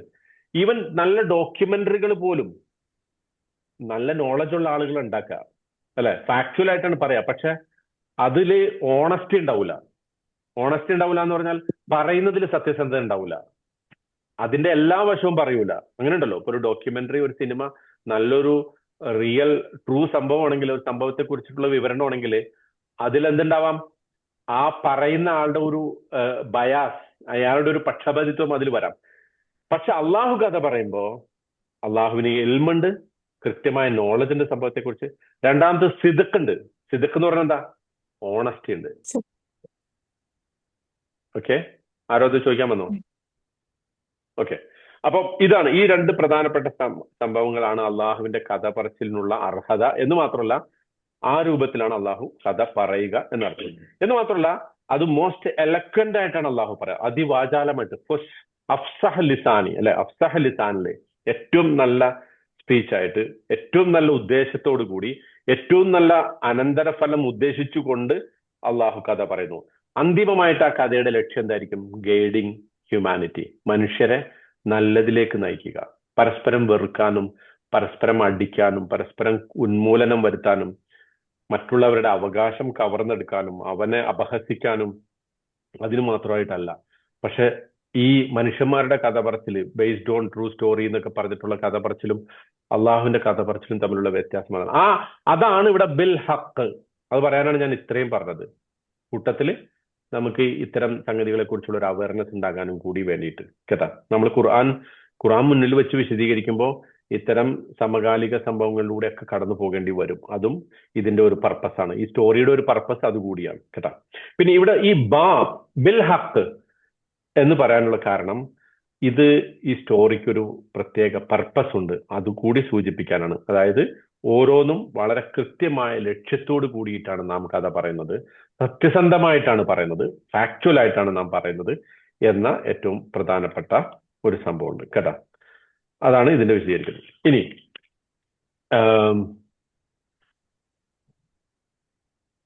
മറ്റൊരു സംഗതി, അള്ളാഹു സുബ്ഹാനഹു തആല ഈ കഥ പറയുമ്പോൾ നമ്മൾ മൊത്തം ഖുർആനിനെ പഠിക്കും. അതുകൂടി ഇതിന്റെ ഒരു ലക്ഷ്യമാണ്. അത് ഖുർആൻ നമ്മൾ മുന്നിൽ വെച്ചിട്ട് ഖുർആനിലേക്ക് നമ്മൾ ഇറങ്ങുമ്പോൾ ഖുർആനിൽ നമുക്ക് എന്ത് കിട്ടുന്നു എന്നത് ഏറ്റവും പ്രധാനമാണ്. നമ്മൾ പലരും നമുക്ക് എന്തെന്നാ ഖുർആനിൽ നിന്ന് കിട്ടുക എന്ന് ചോദിച്ചാൽ പലർക്കും പലതാണ് കിട്ടുക അല്ലെ. ചിലര് ഒരു ബർക്കത്തായിട്ട് ഈ ഖുർആന പറയുന്നുണ്ട് അല്ലെ. അപ്പം ചില കഥകള് ഇപ്പൊ എന്നാ ഈ അടുത്തൊരു ഈ അടുത്തല്ല, ഇപ്പൊ കുറെ ആയിട്ടുണ്ട് അത്തരം TV ചാനലുകളില് എന്റെ ഭർത്താവ് എന്നെ പരിഗണിക്കുന്നില്ല, അതുകൊണ്ട് ഏത് സൂറത്ത് ഞാൻ ഓതണം, അപ്പൊ അദ്ദേഹം പറഞ്ഞു കൊടുക്കണം ഇന്ന സൂറത്ത് ഓതിയിട്ട് 10 പ്രാവശ്യം അല്ലെങ്കിൽ 300 പ്രാവശ്യം ഓതിയിട്ട് പിന്നെ ഇങ്ങനെ ചെയ്താൽ മതി. അല്ലെങ്കിൽ എന്റെ മോൻ വിദേശത്ത് പോയിട്ട് ജോലിയൊന്നും ആയിട്ടില്ല, അപ്പൊ ഏത് സൂറത്ത് ഓതണം, അപ്പൊ ഈ സൂറത്ത് ഓതിയാൽ മതി. അപ്പം ഖുർആൻ അല്ലെങ്കിൽ ചില കഥകള്, പിന്നെ ചില പ്രാർത്ഥനകൾ, പ്രത്യേകമായ പ്രാർത്ഥന, കുറെ അവിടെ നിന്ന് എടുത്ത പ്രാർത്ഥന, കുറെ ഇവിടെ നിന്ന് എടുത്ത പ്രാർത്ഥന, അതൊക്കെ കൂടെ എഴുതിയിട്ട് ഇപ്പൊ നമ്മുടെ നാട്ടിലൊക്കെ ഉണ്ട് ആളുകൾ വണ്ടിയിൽ ഇത് ആയത്ത് കെട്ടി തൂക്കിയിട്ടുണ്ടാവും. മിക്കവാറും ആയത്തിൽ കുറിച്ച് ആയിരിക്കും, അല്ലെങ്കിൽ ആദാമിൻ ഫദ്ലി റബ്ബി ആയിരിക്കും. എന്തായിരിക്കും അതിന്റെ പർപ്പസ്? വണ്ടി ആക്സിഡന്റിൽ പെടരുത്, പുതിയ വണ്ടിയാണ്, കണ്ണ് കിട്ടരുത്. ആരെങ്കിലുമൊക്കെ ഈ വണ്ടി കണ്ടിട്ട് ഇത് നല്ല വണ്ടിയാണല്ലോ എന്ന് പറഞ്ഞാൽ ചിലപ്പോൾ ഞാൻ അപകടത്തിൽപ്പെട്ടു പോവോ, എനിക്കിത് നഷ്ടപ്പെട്ടു പോകും. നല്ലൊരു പുതിയ വീട് വെച്ചിട്ട് ആ വീടിന്റെ വാതിക്കെ തന്നെ ഹാദാമിൻ ഫദ്ലി റബ്ബി എന്ന് എഴുതി വെക്കും, അല്ലെങ്കിൽ ആയത്തുൽ കുർസി എഴുതി വെക്കും, അല്ലെങ്കിൽ അല്ലാഹു നൂറു സമാവാതി എഴുതി വെക്കും. അപ്പൊ ഖുർആനിനും അതിന്റെ കഥകളെയും ഒക്കെ നമ്മൾ സമീപിക്കുന്ന രീതിയിൽ പലതുണ്ട്. ഞാൻ പറയണത് നമ്മളെന്ന് ഉദ്ദേശിച്ചത് നമ്മൾ ഈ ഇരിക്കുന്ന ആളുകൾ എന്നുള്ള അർത്ഥത്തിലല്ല. നമുക്കറിയാം നമ്മളൊരു സാമാന്യ ജനത്തെ കുറിച്ച് പറയാണ്. പക്ഷെ ഈ ബിൽ ഹക്ക് എന്നുള്ളത് അവിടെയാണ് നമുക്ക് പാടാവേണ്ടത്. ഒരു ആയത്താവട്ടെ, ഒരു ആയത്തിന്റെ കഷ്ണാവട്ടെ, ഒരു കഥയാവട്ടെ, ഖുർആനിലെ ഒരു ചരിത്രമാവട്ടെ, ഏതെങ്കിലും സൂറത്താവട്ടെ. ഓഫ് കോഴ്സ് ചില സൂറത്തുകൾക്ക് പ്രത്യേക പ്രാധാന്യമുണ്ട്. സൂറത്തുൽ മുൽക്ക് ഓതിയാലും നിങ്ങൾക്ക് ഖബറിലെ ശിക്ഷ കുറഞ്ഞു കിട്ടും എന്ന് റസൂൽ പറഞ്ഞിട്ടുണ്ട്. സൂറത്തുൽ വാഖിഅ ദാരിദ്ര്യത്തിന് പരിഹാരമാണെന്ന് റസൂൽ പറഞ്ഞിട്ടുണ്ട്. സൂറത്തുർ റഹ്മാൻ ഖുർആന്റെ മണവാട്ടിയാണ്, അത് മനോഹരമായിട്ട് പാരായണം ചെയ്യാൻ പറ്റും. സൂറത്തുൽ ബഖറ നിങ്ങൾ ഓതിക്കഴിഞ്ഞാൽ പിന്നെ പിശാച് ആ വീട്ടിലേക്ക് കയറില്ല എന്ന് പറഞ്ഞിട്ടുണ്ട്. നിങ്ങൾ കിടക്കാൻ നേരത്ത് ആയത്തുൽ കുർസിയും പിന്നെ ആമന റസൂൽ ആ 2 ആയത്ത് ഓതിക്കഴിഞ്ഞാൽ പിന്നെ നിങ്ങൾക്ക് അത് മതി. നിങ്ങൾക്ക് ആ രാത്രി കഫ, അവർക്ക് അത് മതി, വേറെ ഒരു സംഗതി അവനെ ഉപദ്രവിക്കൂല എന്നൊക്കെ പറഞ്ഞിട്ടുണ്ട്. അതൊക്കെ ശരിയാണ്. അതോടൊപ്പം അതിനാണോ അത് രാത്രി കിടക്കാൻ നേരത്ത് ഓതാൻ വേണ്ടിയിട്ടാണോ അള്ളാഹു ആമന റസൂൽ ഇറക്കിയത്? ആയത്തുൽ കുർസി അത് ഇറക്കിയത് എല്ലാ നിസ്കാരത്തിനും ശേഷം ആയത്തുൽ കുർസി കുറച്ച്, ഏതായാലും ഈ നമ്മുടെ ആളുകളൊക്കെ നിസ്കാരത്തിന് ശേഷം വെറുതെ ഇരിക്കണം, എന്നാ പിന്നെ ഒരു പണി ചെയ്യാം, അവർക്ക് ആയത്തുൽ കുർസി ഇറക്കി കൊടുക്കാം, നിസ്കാരത്തിന് ശേഷം അവർ ഇന്ന് ആയത്തുൽ കുർസി ഓതട്ടെ. അതിനാണോ അള്ളാഹു അത് ഇറക്കിയത്? എന്തിനാണ് നമസ്കാരത്തിന് ശേഷം ആയത്തുൽ കുർസി ഓതണം എന്ന് പറഞ്ഞത്? എന്തിനാണ് കിടക്കാൻ നേരത്ത് ആയത്തുൽ കുർസി ഓതണം? എന്തിനാണ് കിടക്കാൻ നേരത്ത് മുഅവ്വിദത്തൈനി ഓതണം? എന്തിന് കിടക്കാൻ നേരത്ത് ആമന റസൂലു, ഇന്ന ഫീ ഖൽഖിസ് സമാവാത്ത്, പിന്നെ സൂറത്തുൽ മുൽക്ക് ഇതൊക്കെ ഓതണം, അല്ലെങ്കിൽ സൂറത്തു സജദ ഇതൊക്കെ ഓതണം എന്ന് പറഞ്ഞതിന്റെ ഉദ്ദേശം എന്തായിരിക്കും? പറയും. അതിലെന്തോ ഇല്ലേ, ഒരു പർപ്പസ് ഇല്ലേ? ആ പർപ്പസ് എന്താ? ഹുദൻ എന്നുള്ള പർപ്പസാണ് മെയിനായിട്ട്. നിങ്ങൾക്കുള്ള ഗൈഡൻസ് ആണ്. ഗൈഡൻസ് എന്ന് പറഞ്ഞാൽ എന്താ? നമുക്ക് വഴി കാണിക്കാണ്. ഓരോ ജീവിതത്തിന്റെ ഓരോ രംഗത്തും ഇന്ന വഴി, ഇന്നത് ചെയ്യണം, ഇന്നത് ചെയ്യരുത്, ഈ വഴിയിലൂടെ പോയാൽ വിജയിക്കും, ഈ വഴിയിലൂടെ പോയാൽ പരാജയപ്പെടും, പരലോകത്ത് വിജയിക്കാൻ ഇതാണ് വേണ്ടത്. ആ പർപ്പസ് ഒക്കെ കൂടി നമുക്ക് നമ്മളുടെ ജീവിതത്തിലേക്ക് വരാൻ വേണ്ടിയിട്ടാണ് ഇന്ന സമയത്ത് ഇന്നതൊക്കെ ഓതുന്നത് നല്ലതാണെന്ന് പറഞ്ഞത്. പക്ഷെ നമ്മൾ എന്ത് ചെയ്യുന്നു? നമുക്ക് അതിന്റെ അർത്ഥം അറിയില്ല, എന്തിനാണല്ല പിന്നെ ഓതാൻ പറഞ്ഞതെന്നും അറിയില്ല. നമ്മളിങ്ങനെ അർത്ഥം അറിയാതെ പാരായണിച്ചു എന്ന് ഞാൻ ഒന്നും കൂടെ ആവർത്തിച്ച് പറയുന്നു. ഇവിടെ ഇരിക്കുന്ന ആളുകളെ കുറ്റപ്പെടുത്താനല്ല, നിങ്ങൾ ഇവിടെ ഇരിക്കുന്നത് കൊണ്ട് തന്നെ എനിക്ക് വളരെ അർത്ഥത്തിൽ സന്തോഷമുണ്ട്. കാരണം എനിക്ക് എന്തൊക്കെയോ ചിലത് അറിയാവുന്ന നിങ്ങൾക്ക് പറഞ്ഞു തരികയും നിങ്ങൾ അത് പഠിക്കുകയും ഒക്കെ ചെയ്യുമ്പോൾ സ്വാഭാവികമായിട്ടും നമ്മൾ ഈ പർപ്പസ് ആണ് മനസ്സിലാക്കുന്നത്. ബിൽ ഹഖ് നഹ്നു നഖുസ്സു അലൈക നബഅഹും ബിൽ ഹഖ്. ആയത്തുൽ കുർസി ആകട്ടെ, സൂറത്തുൽ കഹ്ഫ് ആകട്ടെ, ഇതൊക്കെ ഓതുമ്പോൾ വെള്ളിയാഴ്ചകളിൽ ഈ സൂറത്തുൽ കഹ്ഫ് ഓതുമ്പോൾ ഈ പർപ്പസ് നമുക്ക് മനസ്സിലാവാതെ പോയാൽ പിന്നെ ഇത് ഓതുന്നതുകൊണ്ട് ഒരു കാര്യമില്ല. നിങ്ങൾ എത്ര ആയത്തുൽ കുർസി ഓതിയിട്ടും അതിന്റെ പർപ്പസ് മനസ്സിലായിട്ടില്ലെങ്കിൽ, ആയത്തുൽ കുർസിയുടെ അർത്ഥം, ആശയം നിങ്ങളുടെ ഹൃദയത്തിലേക്ക് കടന്നിട്ടില്ലെങ്കിൽ, ചിലപ്പോൾ ഒരു പക്ഷെ ഓതുന്നതിന് ഒരു പ്രതിഫലം അള്ളാഹ് നിശ്ചയിച്ചിട്ടുണ്ട്. ഓരോ ഹർഫിനും 10 വെച്ചിട്ട് പ്രതിഫലമുണ്ട്. അത് കിട്ടിയേക്കും എന്നേ നമുക്ക് പറയാൻ പറ്റുള്ളൂ. കിട്ടിയേക്കും. പക്ഷെ അള്ളാഹ് ഉദ്ദേശിച്ച സംഗതി നടക്കൂല. ഹുദൻ എന്നുള്ളത് നടക്കൂല. ഓക്കെ, നമുക്ക് അതിലേക്ക് വരാം. ഇനി അടുത്ത ഭാഗം, ഇന്നഹും ഫിത്യത്തുൻ. അവർ എന്താണ്? ഇന്നഹും ഫിത്യത്തുൻ, അവർ യുവാക്കളാണ്. പാസ്റ്റ് ടെൻസിലല്ല പറഞ്ഞത്, പ്രസന്റ് ടെൻസിലാണ്. തീർച്ചയായും അവർ യുവാക്കളാകുന്നു എന്ന് പറഞ്ഞാൽ അവിടെ അള്ളാഹ് ഉദ്ദേശിക്കുന്നത്, നിങ്ങൾ ഈ കഥ ഒരു പാസ്റ്റിൽ നടക്കുന്നതായിട്ട് മനസ്സിലാക്കരുത്, പ്രസന്റിൽ നടക്കുന്നതായിട്ട് മനസ്സിലാക്കണം. You have to imagine as this is happening. ഈ യുവാക്കള് ആ ഗുഹയിൽ അവർ പ്രവേശിച്ചിരിക്കുന്നു. ആ പ്രവേശിച്ച അവസ്ഥയിൽ അവരെങ്ങനെയാണോ ഉള്ളത് എന്ന് നിങ്ങൾക്ക് ഇപ്പോൾ ഇമാജിൻ ചെയ്യാൻ പറ്റണം, ഊഹിക്കാൻ പറ്റണം. You have to immerse in the story. ഈ കഥയിൽ നിങ്ങൾ മുങ്ങിക്കുളിക്കണം. അല്ല, ഇമ്മേഴ്സീവ് എക്സ്പീരിയൻസ് എന്ന് പറയുമല്ലോ. നമ്മൾ ഈ 3D ഓഗ്മെന്റഡ് റിയാലിറ്റി ഒക്കെ വെച്ചിട്ട് ചിലത് കാണുമല്ലോ. ഇപ്പൊ പ്ലാനറ്റോറിയത്തിലും മറ്റൊക്കെ പോകുമ്പോൾ അല്ലെ, 3D സിനിമകളൊക്കെ കാണുമ്പോൾ നമുക്ക് മഴ പെയ്യുമ്പോൾ മഴ മേത്ത് വെള്ളം വീഴുന്നതായിട്ട് തോന്നും. തീ ഇങ്ങനെ കാറ്റടിക്കുമ്പോൾ നമ്മുടെ മേത്ത് കാറ്റ് എന്നതുപോലെ ഇന്നഹും ഫിത്യത്തുൻ എന്ന് പറയുമ്പോൾ ആ യുവാക്കൾ ഇതാ നമ്മുടെ കൺമുന്നിലാണ് ആ ഗുഹയിലേക്ക് കയറുന്നത് എന്ന ബോധം നമുക്ക് ഉണ്ടാകണം. അതിനാണ് പ്രസന്റ് ടെൻസിൽ അള്ളാഹു കഥ പറയുന്നത്. ഇന്നഹും ഫിത്യത്തുൻ, അവർ യുവാക്കളാണ്. ഓക്കെ, ഇനി ആ ഫിത്യത്തിന്റെ അർത്ഥം എന്താ? ഫിത്യത്തുൻ, ഫത. അതിന്റെ ഏകവചനം മുഫ്രദ് എന്താ? ഫതൻ. ഫിത്യത്തിന് നമ്മൾ കുറച്ച് വിശദീകരിച്ചാണ് പിന്നെ നമ്മൾ ആദ്യം ഇത് അവൽ ഫിത്യത്തു എന്ന് പറഞ്ഞപ്പോ യുവാക്കൾ എന്നാണ് അതിന്റെ പൊതുവായിട്ടുള്ള അർത്ഥം. അപ്പോ അതിന് അള്ളാഹു ആവർത്തിച്ച് പറയണം അല്ലെ. നേരത്തെ എന്താ പറഞ്ഞത്? ഇത് അവൽ ഫിത്യത്തു ഇലൽ കഹ്ഫി. അപ്പൊ ഇവിടെ വേണമെങ്കിൽ അള്ളാഹുവിന് ഇന്നഹും ആമനൂ ബി റബ്ബിഹിം, അവർ അവരുടെ നാദങ്ങളിൽ വിശ്വസിച്ച ആളുകളാണ് എന്ന് പറഞ്ഞാൽ മതി. പക്ഷെ അതിന് പുറമെ ഈ ഫിത്യത്തുൻ എന്ന പദം അള്ളാഹു ആവർത്തിക്കുന്നു. അതിന്റെ ഉദ്ദേശം എന്താ? ആ യുവാക്കൾ എന്ന പദത്തിന് അടിവരയിടുക. അതായത് അവരുടെ ഏറ്റവും പ്രധാനപ്പെട്ട ജീവിതത്തിന് ഏറ്റവും സുപ്രധാനമായ ഒരു ഭാഗം, ആ ഭാഗമാണ് അവർ നശിപ്പിക്കാൻ പോകുന്നത്. നമ്മുടെ ഭാഷയെ പറഞ്ഞാൽ നശിപ്പിക്കാൻ പോകുന്നത്. അള്ളാഹുവിൽ വിശ്വസിച്ചിട്ട് അവർ ത്യജിക്കാൻ പോകുന്നത് എന്താ? അവരുടെ യുവത്വമാണ്. അതിനാണ് അള്ളാഹു ഇവിടെ അടിവരയിടുന്നത്. അതായത് അവർ ജീവിതത്തിൽ അക്കംപ്ലിഷ് ചെയ്ത ഏറ്റവും പ്രധാനപ്പെട്ട സംഗതി എന്താ? ആമനൂ ബി റബ്ബിഹിം, അവർ വിശ്വസിച്ചു. അവരുടെ നാഥനിൽ അവർ വിശ്വസിച്ചു. അവരുടെ മാസ്റ്റർ, രക്ഷിതാവിൽ അവർ വിശ്വസിച്ചു, യുവാക്കളായിക്കൊണ്ട്. എന്ന് പറഞ്ഞാൽ യുവത്വത്തിന്റെ എല്ലാ സുഖങ്ങളും ത്യജിച്ചുകൊണ്ട്. യുവാക്കളായിരിക്കുമ്പോൾ ലഭിക്കുന്ന ഒരുപാട് മറ്റ് ബെനിഫിറ്റുകളുണ്ട് സമൂഹത്തിൽ ലഭിക്കുന്ന. ആ ബെനിഫിറ്റുകളൊക്കെ മാറ്റിവെച്ചിട്ട് അവർ അള്ളാഹുവിൽ വിശ്വസിച്ചു. അത് വളരെ പ്രധാനമാണ്. ഈ പ്രാധാന്യത്തെയാണ് ഇന്നഹും ഫിത്യത്തുൻ എന്നത് പറയുന്നതിലൂടെ, രണ്ടാമത് ഒരിക്കൽ കൂടി പറയുന്നതിലൂടെ അള്ളാഹു അടിവരയിട്ട് പറയുന്നത് കേട്ടോ.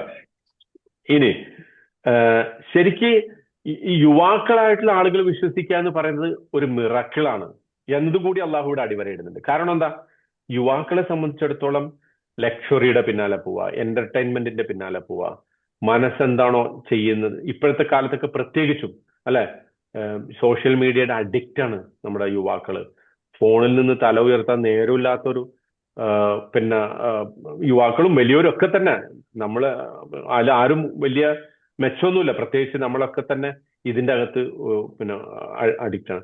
പ്രത്യേകിച്ച് യുവത്വത്തിന്റെ ഒരു പ്രശ്നം എന്ന് പറയുന്നത് ഇത്തരം സീരിയസ് ആയിട്ടുള്ള സംഗതികളെ ഉൾക്കൊള്ളാനുള്ള ഒരു മാനസികാവസ്ഥയിലാവില്ല അവര് പറയുന്നത് ഈ ചെറുപ്പം നമ്മൾ ആസ്വദിക്കട്ടെ, നമ്മള് ഇപ്പൊ ഇവിടെ ഇങ്ങനെയൊക്കെ അങ്ങനെ പോട്ടെ, പിന്നെ കുറച്ച് കഴിയുമ്പോൾ വേണമെങ്കിൽ എന്ത് ചെയ്യാം, ഒരു 10-40 വയസ്സ് 50 വയസ്സൊക്കെ ആയിട്ട് വേണമെങ്കിൽ പിന്നെ പള്ളിയിലൊക്കെ പോവാം, വിശ്വസിക്കാം. പക്ഷെ അള്ളാഹു ഇതിനെ ഹൈലൈറ്റ് ചെയ്ത് പറയുന്നത് ഇവരുടെ ഏറ്റവും പ്രധാനപ്പെട്ട ക്വാളിറ്റി യുവാക്കളായിക്കൊണ്ട് അവർ വിശ്വസിച്ചു എന്നുള്ളതാണ്. അതിന് പ്രധാനമുണ്ട്. ഒരു അള്ളാഹുവിന്റെ തണൽ ലഭിക്കുന്ന നാളെ പരലോകത്ത് അള്ളാഹിന്റെ അർശിന്റെ തണലല്ലാത്ത മറ്റൊരു തണലും ഇല്ലാത്തൊരു ഘട്ടത്തിൽ തണൽ കൊടുക്കുന്ന ഒരു വിഭാഗം ആരാണ്? ഷാബുൻ നശഅ ഫീ ഇബാദത്തില്ലാ, അള്ളാഹുവിന്റെ ഇബാദത്തിൽ വളർന്ന ഒരു യുവാവ്, അവന് പ്രത്യേകതയുണ്ട്. കാരണം ഒരുപാട് ആകർഷണീയതകൾ ലോകത്തിന് ചുറ്റുമുണ്ട്. അവനെ പ്രലോഭിപ്പിക്കാൻ പറ്റുന്ന ഒരുപാട് സംഗതികൾ പുറത്തുണ്ട്. എന്തു വേണേലും ചെയ്യാൻ പറ്റുന്ന ഒരു തൻ്റെ ഇടമുണ്ട്. ആരെയും ധിക്കരിച്ചിട്ട് എന്തും ചെയ്യാം. പക്ഷെ ആ ധിക്കാരത്തിന്റെ അവസ്ഥയിൽ നിന്ന് മാറി അവൻ അള്ളാഹുവിൽ വിശ്വസിക്കുക എന്ന് പറയുന്നത് ഏറ്റവും വലിയൊരു അനുഗ്രഹമായിട്ട്, അത് അള്ളാഹുവിന്റെ മാർഗത്തിലുള്ള ഏറ്റവും വലിയൊരു ത്യാഗമായിട്ട് അള്ളാഹു കാണുന്നു എന്നതാണ് ഇവിടെ ഇന്നഹും ഫിത്തിയത്തുൻ എന്ന് ആവർത്തിച്ച് പറയാൻ കാരണം. അതായത് ആ വിശ്വാസിയാകുന്നതിന്റെ എല്ലാ വേദനകളും അതിന് പറ്റുന്ന പിന്നെ ഒരു മഹത്തായ കർമ്മങ്ങളൊക്കെ ചെയ്യാനുള്ള ഒരു സന്നദ്ധത അവർ പ്രകടിപ്പിക്കുന്നു എന്നത് തന്നെ അവരെ സംബന്ധിച്ചിടത്തോളം വലിയ ഒരു ക്വാളിറ്റി ആയിട്ട് അള്ളാഹു സുബ്ഹാനഹു വ തആല ഇടുന്നു. ഇനി രണ്ടാമത് പറയുന്ന ആമനൂ ബി റബ്ബിഹിം, അവരവരുടെ നാഥനിൽ വിശ്വസിച്ചു. റബ്ബ് എന്ന് പറഞ്ഞാല് മാസ്റ്റർ, അവരുടെ രക്ഷിതാവ്, അവരുടെ യജമാനൻ. അപ്പോ ഇതിനെക്കുറിച്ച് ഇബ്നു കസീർ പറഞ്ഞത്, അവര് സാധാരണഗതിയിൽ ക്രിസ്ത്യൻ ട്രഡീഷനിൽ ഇവര് ജീസസിനെ, ട്രിനിറ്റീനെ വിശ്വസിക്കാൻ വേണ്ടിയിട്ടാണ്, അതിൽ വിശ്വസിച്ചതിന്റെ പേരിലാണ് അവര് ഈ ഗുഹയിൽ വന്ന് താമസിക്കേണ്ടി വന്നതാണ്. പക്ഷെ അതിന്റെ കടക്കാണ് അള്ളാഹു ഇവിടെ കത്തിവെക്കുന്നത്. ആമനൂ ബി റബ്ബിഹിം എന്നാ പറഞ്ഞത്. ആമനൂ ബി ഈസാന്നോ ആമനു അങ്ങനെ അല്ലെങ്കിൽ അവരുടെ ട്രിനിറ്റിയുടെ ഒരു വർത്താനം അല്ലാഹു പറഞ്ഞിട്ടില്ല. മറിച്ച് ഇവരെന്താ ചെയ്തത്?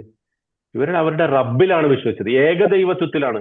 തൗഹീദായിരുന്നു അവരുടെ മതം, തൗഹീദായിരുന്നു അവരുടെ ആദർശം എന്നുള്ളതാണ് അള്ളാഹു സുബ്ഹാനഹു വ തആല അവിടെ വളരെ ഹൈലൈറ്റ് ആയിട്ട് പറയുന്നത്. എന്ന് പറഞ്ഞാൽ ക്രിസ്ത്യൻ അക്കൗണ്ടിന് നേരെ തിരിച്ചാണ്. ഇതാണ് നഹ്നു നഖുസ്സു അലൈക നബഅഹും ബിൽ ഹഖ്. അവരുടെ വാർത്ത, അവരുടെ വർത്തമാനം സത്യസന്ധമായി നാം പറയുന്നു എന്ന് പറഞ്ഞല്ലോ, വസ്തുനിഷ്ഠമായി ഞാൻ പറയുന്നു.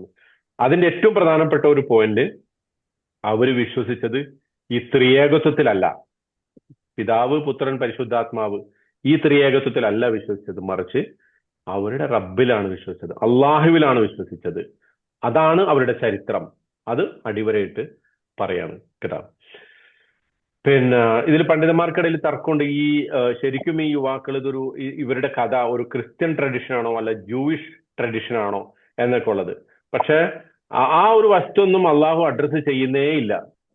ഒറ്റ പോയിന്റാണ് അള്ളാഹു പറയുന്നത്, നിങ്ങൾ ഈ പറയുന്നതൊന്നും അല്ല വാസ്തവം, മറിച്ച് അവരുടെ വിശ്വാസം ഏകദൈവ വിശ്വാസമായിരുന്നു എന്നതാണ് ഏറ്റവും പ്രധാനമായിട്ട് പറയുന്ന ഒരു സംഗതി കേട്ടോ. പിന്നെ ഇതിനകത്ത് മറ്റൊരു സംഗതി, അവരെ സംബന്ധിച്ച് ഈ യുവാക്കള് വളരെ ഫൺ ലവിങ് ആയിരുന്നു, ഇവര് വളരെ അഡ്വഞ്ചറസ് ആയിരുന്നു എന്നൊക്കെ കുറിക്കുന്ന ചില പദങ്ങൾ ഇതിൽ വരുന്നുണ്ട് ഈ സ്റ്റോറിയിൽ. ഇനി ഇതിന് ശേഷം വകദാലിക ബഅസ്നാഹും ലിയതസാഅലു ബൈനഹും എന്ന് പറയുന്ന ഒരു ആയത്തില് ആ യുവാക്കൾ ശരിക്കും വാസ്തവത്തിൽ അവർ ജീവിതത്തിന്റെ എല്ലാ അനുഗ്രഹങ്ങളും ആസ്വദിച്ചവരായിരുന്നു, അങ്ങനെയൊക്കെയുള്ള ഒരു കുടുംബത്തിൽ പിറന്നവരായിരുന്നു എന്നൊക്കെ ലഭിക്കുന്ന ചില സൂചനകൾ നമുക്ക് ലഭിക്കുന്നുണ്ട്. നമ്മളത് ആ സമയത്ത് കൂടുതൽ വിശദീകരിക്കാം കേട്ടോ. അപ്പോ അതൊക്കെ വിട്ടിട്ട് അവരുടെ ആ നൊബിലിറ്റി, ആ കുലീനത, കുടുംബത്തിന്റെ മഹത്വം, ആഡംബരം, ധനിക ഐശ്വര്യപൂർണമായിട്ടുള്ള ഒരു അവസ്ഥ, അതൊക്കെ വലിച്ചെറിഞ്ഞിട്ട് വിശ്വസിച്ചു റബ്ബില്. വിശ്വസിച്ചതിന്റെ പേരിൽ അവർക്ക് ഗുഹയിൽ അഭയം തേടേണ്ടി വന്നു എന്ന് പറഞ്ഞാൽ നല്ല സുഖസമ്പൂർണമായ ഒരു ജീവിതത്തിന് പകരം പ്രയാസകരമായ ഒരു ജീവിതം യുവാക്കളായിരിക്കെ അവർ തെരഞ്ഞെടുത്തു എന്നതാണ് ഈ കഥയിലെ ഏറ്റവും പ്രധാനപ്പെട്ട ഒരു നമ്മൾ ഇമ്മേഴ്സ് ചെയ്യേണ്ട, നമ്മൾ ഏറ്റവും കൂടുതൽ ഉൾക്കൊള്ളേണ്ട ഒരു പാഠം എന്ന് അള്ളാഹു സുബ്ഹാനഹു വ തആല പറയുന്നു. വസിദ്നാഹും ഹുദ, അതിന്റെ പേരിൽ എന്ത് ചെയ്തു? നാം അവർക്ക് സാദ യസീദു, സന്മാർഗം വർദ്ധിപ്പിച്ചു കൊടുത്തു. ഇവിടെ നമ്മൾ ശ്രദ്ധിക്കേണ്ട ഒരു സംഗതി, നമ്മൾ അള്ളാഹുവിന് വേണ്ടി എന്തെങ്കിലും ത്യജിക്കുമ്പോൾ, നമ്മുടെ ഭൗതികമായ എന്തെങ്കിലും ത്യജിക്കുമ്പോൾ അള്ളാഹു നമുക്ക് എന്ത് ചെയ്ത് തരും? നമ്മുടെ സന്മാർഗം, നമ്മുടെ ഈമാൻ, നമ്മുടെ അവസ്ഥകൾ വർദ്ധിപ്പിച്ചു. ഇപ്പൊ ഇവര് പ്രാർത്ഥിക്കണല്ലേ, എന്താ ഇവര് പ്രാർത്ഥിച്ചത്? റബ്ബന ആതിനാ മിൻ ലദുൻക റഹ്മതൻ വഹയ്യിഅ ലനാ മിൻ അംരിനാ റഷദ. അതായത് ഇവര് പ്രാർത്ഥിക്കണം, നിന്റെ ഭാഗത്തു നിന്നുള്ള കാരുണ്യം നീ ഞങ്ങൾക്ക് നൽകണേ. ഒറ്റ പ്രാർത്ഥന. ആ പ്രാർത്ഥനയോടുകൂടി അള്ളാഹു ഇവരെ ഉറക്കിക്കിടത്തുന്നു എന്ന് മാത്രമല്ല, അവർക്ക് കൃത്യമായ ഒരു ഗൈഡൻസ് അത് വർദ്ധിപ്പിച്ചു കൊടുക്കുന്നു. മീനിങ് ടു സേ, നമ്മുടെ ജീവിതത്തിൽ അതെങ്ങനെ അപ്ലൈ ആവുക? നമ്മുടെ ജീവിതത്തിൽ അപ്ലൈ ആവാന്ന് വെച്ചാൽ അള്ളാഹുവിന്, ഇപ്പൊ പ്രവാചകൻ സല്ലല്ലാഹു അലൈഹി വസല്ലമയുടെ ഒരു വചനം ഉണ്ടല്ലോ, മൻ തറക ലില്ലാഹി ഷൈഅൻ അവ്വലഹുല്ലാഹു ലഹു ഖൈറം മിൻഹു.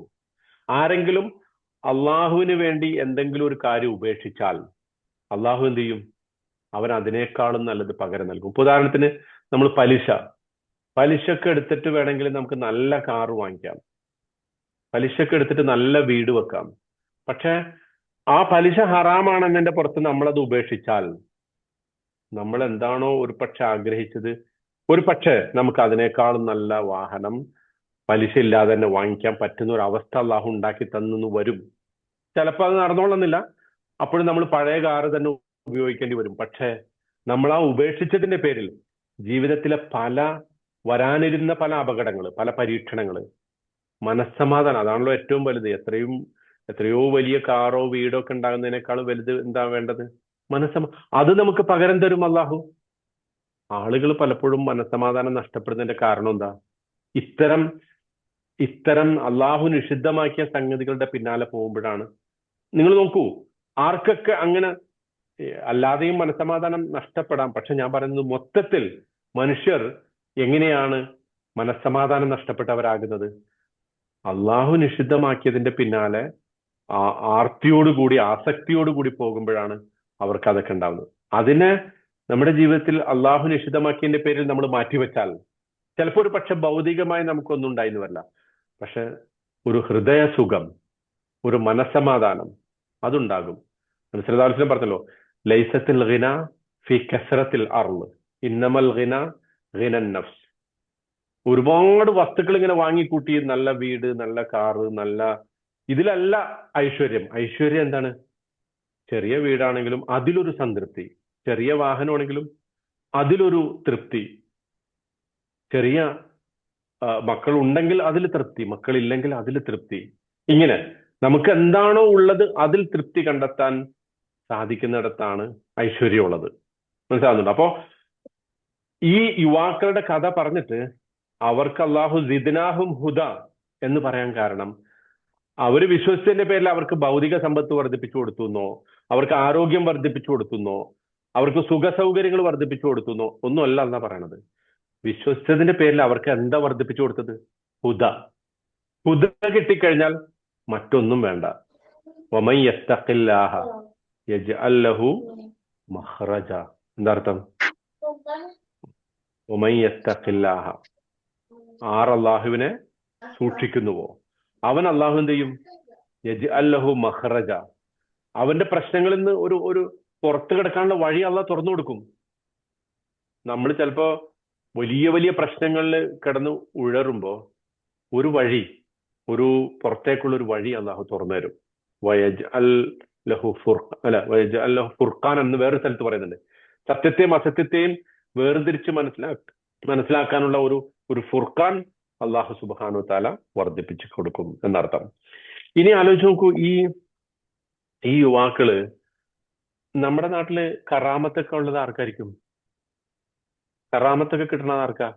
എന്നാലോചിച്ച് നോക്കിയേ, ആർക്കാ കറാമത്ത് ഉണ്ടാവാ? പ്രായമുള്ള ആൾക്കല്ലേ? നല്ല പ്രായം വേണം, നല്ല താടി വേണം, നല്ല പച്ച തലപ്പാവ് വേണം, അല്ലെ? അങ്ങനത്തെ വസ്ത്രം വേണം. ഇതിപ്പോ നോക്കി നല്ല അടിപൊളി ചെറുപ്പക്കാർക്കാണ് അള്ളാഹു കറാമത്ത് കൊടുത്തത്. എന്താ അവർക്ക് കിട്ടിയ കറാമത്ത്? 300 വർഷം കിടന്നവിടെ ഉറങ്ങി. അല്ല, അതിനേക്കാളും വലിയ കറാമത്തുണ്ടോ? 300 വർഷം കിടന്നുറങ്ങുന്നതിനേക്കാളും വലിയ കറാമത്തില്ല. അപ്പൊ കറാമത്ത് കിട്ടാനായിട്ട് അങ്ങനത്തെ പ്രായമൊന്നും ആവണമെന്നില്ല. ഈ പ്രായത്തിലും നല്ല അടിപൊളി ആയിട്ട് നടക്കുന്ന ആളുകളും അള്ളാഹുവിനെ വിശ്വസിക്കുകയാണെങ്കിൽ, അള്ളാഹുവിൽ ഭരമേൽപ്പിക്കുകയാണെങ്കിൽ അവർക്ക് എന്തുണ്ടാവും? ചെറിയൊരു സാക്രിഫൈസ് നമ്മൾ അള്ളാഹുവിന് കൊടുത്താൽ മതി. നമുക്ക് എന്ത് ചെയ്യും? നമ്മുടെ ആത്മീയമായ ഒരു ശക്തി അള്ളാഹു വർദ്ധിപ്പിച്ചു തരും. എന്ന് മാത്രമല്ല, നമുക്ക് കഴിയാത്ത പലതും അള്ളാഹു സാധിപ്പിച്ചു തരും. അത് ഇതിലുണ്ട്. ഇപ്പൊ ഈ ചെറുപ്പക്കാര് പ്രവാചകന്മാരായിരുന്നോ? ആണോ? അല്ല. നമ്മൾ സാധാരണ പറയല്ല പ്രവാചകന്മാർക്കാണ് മുജിദത്ത് ഉണ്ടാവാന്ന്. പക്ഷെ ഇവിടെ ഈ മുജിദത്ത് ആർക്കുണ്ടായത്? ഈ മുജിദത്ത് ഉണ്ടായത് സാധാരണ മനുഷ്യർക്കാണ്.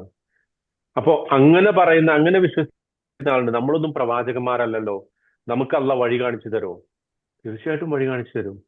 നമ്മുടെ പ്രശ്നങ്ങളെ അള്ളാഹുവിൽ ഏൽപ്പിക്കുകയും അള്ളാഹുവിന് വേണ്ടി സാക്രിഫൈസ് ചെയ്യാൻ വേണ്ടിയിട്ട്, അള്ളാഹുവിന് വേണ്ടി ചിലതൊക്കെ ത്യജിക്കാൻ, മാറ്റിവെക്കാൻ, നമ്മുടെ സുഖ സൗകര്യങ്ങൾ കുറച്ചൊക്കെ, നമ്മുടെ ഉറക്കം, ചെറിയ ചെറിയ ത്യാഗങ്ങൾ. രാത്രി സുബഹിക്ക് എഴുന്നേൽക്കുന്നതിന് മുമ്പ് ഒരു അരമണിക്കൂർ എഴുന്നേക്കുക, ചിലപ്പോ ആഴ്ചയിൽ ഒരു ദിവസമെങ്കിലും ഒക്കെ ഒന്ന് നോമ്പെടുക്കുക, അല്ലെങ്കിൽ മാസത്തില് 3 ദിവസമോ എങ്ങനെയോ എന്തൊക്കെ അള്ളാഹ്ക്ക് വേണ്ടി അങ്ങനത്തെ ചെറിയ ചെറിയ ത്യാഗങ്ങൾ ചെയ്യുമ്പോ നമ്മുടെ നമ്മുടെ ജീവിതത്തിൽ സന്മാർഗം അള്ളാഹു വർദ്ധിപ്പിച്ചു. സന്മാർഗം വർദ്ധിപ്പിച്ചു എന്ന് പറയുമ്പോൾ ഓഹോ അതിപ്പോ എങ്ങനെ നമ്മൾ അറിയാ? അതറിയണം എപ്പോഴാണെന്നറിയോ?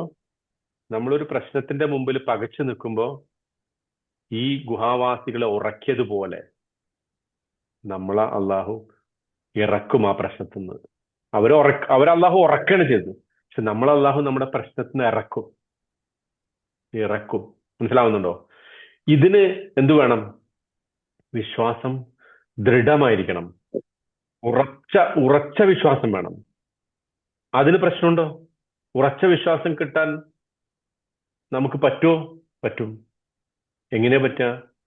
അതിനു വേണ്ടി ചെറിയ ചെറിയ ത്യാഗങ്ങൾ. അള്ളാഹു പറഞ്ഞത് അനുസരിക്കുന്നിടത്ത് ഭൗതികമായ എന്തെങ്കിലും തടസ്സം ഉണ്ടാകുമ്പോൾ അത് ചെറുതെന്ന് തുടങ്ങണം. വലുത് നമ്മൾ ത്യജിക്കാൻ പോയ ഇപ്പൊ തന്നെ നമ്മുടെ വീടും നാടും പിന്നെ നമ്മുടെ പണവും ഒക്കെ കൂടി കൊടുത്തിട്ട് അള്ളാഹിന്റെ മാർഗത്തിലേക്ക് ഇറങ്ങിയെന്ന് വെച്ചാൽ അതൊന്നും പ്രാക്ടിക്കൽ ആവണ സംഗതിയല്ല. അതൊക്കെ എത്രയൊക്കെ പറഞ്ഞാലും അപ്പൊ പലരും അബൂബക്കർ സിദ്ദീഖ് റളിയല്ലാഹു വീട്ടിലുള്ള മുഴുവൻ കൊണ്ടുവന്ന് റസൂലിന് കൊടുത്തു, ഉമർ റളിയല്ലാഹു പകുതി കൊടുത്തു എന്നൊക്കെ കേൾക്കുമ്പോൾ നമ്മൾ വിചാരിക്കുമോ നമുക്ക് അത്രയൊന്നും കൊടുക്കാൻ. നോക്കൂ, അന്നത്തെ സഹാബികളുടെ കൂട്ടത്തിൽ ലക്ഷക്കണക്കിന് സഹാബിമാരുണ്ടായിരുന്നു അല്ലെ?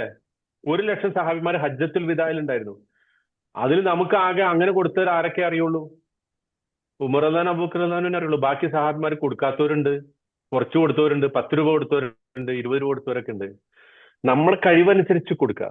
പക്ഷെ ചെറിയ ചെറിയ ത്യാഗങ്ങൾ അനുഷ്ഠിക്കാൻ ശീലിച്ചാലാണ് വലിയ ത്യാഗങ്ങളെ കുറിച്ച് നമുക്ക് ചിന്തിക്കാൻ പറ്റുള്ളൂ. ഒന്നും ചെയ്യാതെ അള്ളാഹിനോട് സന്മാർഗം ചോദിച്ചാൽ നമുക്ക് കിട്ടൂല എന്നർത്ഥം. മനസ്സിലാവുന്നുണ്ടോ? അള്ളാഹുവിന് വേണ്ടി ചെറിയ ചെറിയ ത്യാഗങ്ങൾ അനുഷ്ഠിക്കാൻ നമുക്ക് സാധിച്ചാൽ നമ്മുടെ പ്രാർത്ഥനകൾക്ക് ഉത്തരം ലഭിക്കും, നമ്മുടെ പ്രശ്നങ്ങളിൽ നിന്ന് മോചനം ലഭിക്കും. ഇതാണ് ഈ സ്റ്റോറിയിലെ ഏറ്റവും അള്ളാഹു സുബ്ഹാനഹു വതആല നമുക്ക് വിശദീകരിച്ചു തന്ന മറ്റൊരു പ്രധാന പർപ്പസ്. ആദ്യം പറഞ്ഞ ഒരു പർപ്പസ് ഉണ്ട്, പരലോകത്തെ കുറിച്ചുള്ള സൂചന. അതോടൊപ്പം ഈ സ്റ്റോറിയിൽ മൊത്തം പർപ്പസുകളാണുള്ളത്, വ്യത്യസ്ത പർപ്പസുകളുണ്ട്. അതിൽപ്പെട്ട മറ്റൊരു പർപ്പസാണ് ഇത് കേട്ടോ. അപ്പം ഇതും വളരെ സുപ്രധാനമായ ഒരു സംഗതിയാണ്. ഓക്കെ, ഇനി ഇതിൻ്റെ അകത്ത് അള്ളാഹു നമ്മളോട് അടുത്ത് നിൽക്കുന്നു എന്ന് നമുക്ക് ഫീൽ ചെയ്യുന്ന സന്ദർഭങ്ങൾ ഉണ്ടാകും. നമ്മൾ അള്ളാഹുവിന് വേണ്ടി ത്യജിക്കുമ്പോൾ, അള്ളാഹുവിന് വേണ്ടി ദീനിന്റെ മാർഗങ്ങൾ പിൻപറ്റുമ്പോൾ നമ്മളോട് അള്ളാഹു അടുത്ത് നിൽക്കുന്നു എന്ന ഫീൽ ഉണ്ടാവും. ഇവർക്ക് അങ്ങനെയാണല്ലോ സംഭവിച്ചത്. ഇവരെ ഗുഹയിൽ കയറിയപ്പോൾ ഇവർ പ്രാർത്ഥിച്ചു. ആ പ്രാർത്ഥനയ്ക്ക് അപ്പൊ തന്നെ അള്ളാഹു ഉത്തരം കൊടുക്കുകയാണ്. ആ ഉത്തരം അവരോട് അള്ളാഹു ഏറ്റവും അടുത്ത് നിൽക്കുന്ന ഒരു സാമീപ്യത്തിന്റെ ഒരു ഫീലാണ് അവർക്കുണ്ടായത്. ഇതേ ഫീല് നമുക്കും നമ്മുടെ ജീവിതത്തിലും ഉണ്ടാകും എന്ന് ഈ കഥ നമ്മളോട് ആവർത്തിച്ച് പറയുന്നുണ്ട്. ഇവരുടെ സംഭവത്തെ കുറിച്ച് അള്ളാഹു വിശദീകരിച്ചു വരുമ്പോൾ ഞാൻ പറഞ്ഞല്ലോ, ഖുർആനിലെ ഒരു കഥയും അള്ളാഹു വെറുതെ പറയുന്നില്ല, വിത്തൗട്ട് പർപ്പസ് പറയുന്നില്ല.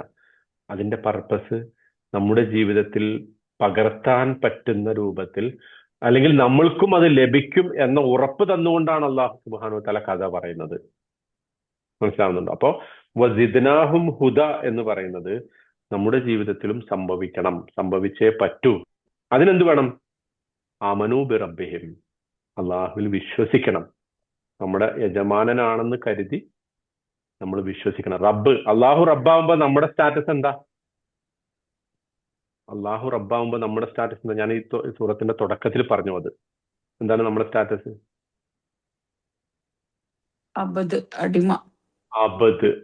അടിമ. നമ്മൾ അള്ളാഹുവിന്റെ അബ്ദാണെന്നുള്ള ആ കൺസെപ്റ്റ്. അള്ളാഹു റബ്ബാണ്, നമ്മൾ അബ്ദാണ്. അബ്ദിന്റെ സ്റ്റേറ്റിൽ നിന്നിട്ട് അള്ളാഹുവിനോട് വിശ്വസിക്കാൻ പറ്റണം നമുക്ക്. അവന് പരിപൂർണമായിട്ട് വിധേയപ്പെടുന്ന ഒരവസ്ഥ ഉണ്ടാവണം. എല്ലാം അവനിലേക്ക് ചേർത്ത് പറയണം. ഇപ്പോ റസൂല് പറഞ്ഞു, അതുകൂടെ പറഞ്ഞിട്ട് ഞാനിത് അവസാനിപ്പിക്കാം, 1 മിനിറ്റ്. റസൂല് നമ്മളോട് പ്രാർത്ഥിക്കാൻ പറഞ്ഞപ്പോ വളരെ പ്രധാനപ്പെട്ട ഒരു കാര്യം പറഞ്ഞിട്ടുണ്ട് അല്ലെ? ഉദുല്ലാഹ വ അൻതും മൂഖിനൂന ബിൽ ഇജാബ. നിങ്ങൾ അള്ളാഹിനോട്, ഞാനിത് പല പ്രാവശ്യം പറഞ്ഞിട്ടുണ്ട് എനിക്കറിയാം, ഞാൻ ഒന്നുകൂടെ ആവർത്തിക്കാണ്. നിങ്ങൾ അള്ളാഹിനോട് പ്രാർത്ഥിക്കുക, വ അൻതും മൂഖിനൂന ബിൽ ഇജാബ, ഉത്തരം കിട്ടുമെന്ന് ഉറപ്പിച്ച് പ്രാർത്ഥിക്കണം. നമ്മൾ അങ്ങനെ പ്രാർത്ഥിക്കാറുണ്ടോ? എന്നാലോചിച്ച് നോക്കിയേ. ഉത്തരം കിട്ടുമെന്ന് ഉറപ്പിച്ചിട്ടാണ് നമ്മൾ പ്രാർത്ഥിക്കുന്നത്. നമ്മൾ പ്രാർത്ഥന ഇങ്ങോട്ട് എറിഞ്ഞു കൊടുക്കണം അല്ലെ, വേണമെങ്കിൽ കിട്ടട്ടെ. നമ്മുടെ ഉദ്ദേശം അതല്ല, പക്ഷെ അങ്ങനെയാണല്ലോ ഇഫക്റ്റീവ്ലി നമ്മൾ ചെയ്യുന്നത്.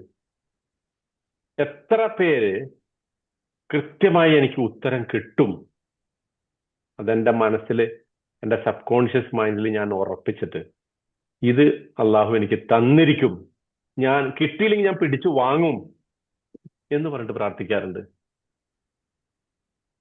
നമ്മളൊന്ന് ആലോചിച്ച് നോക്കേണ്ട സംഗതിയാണത്.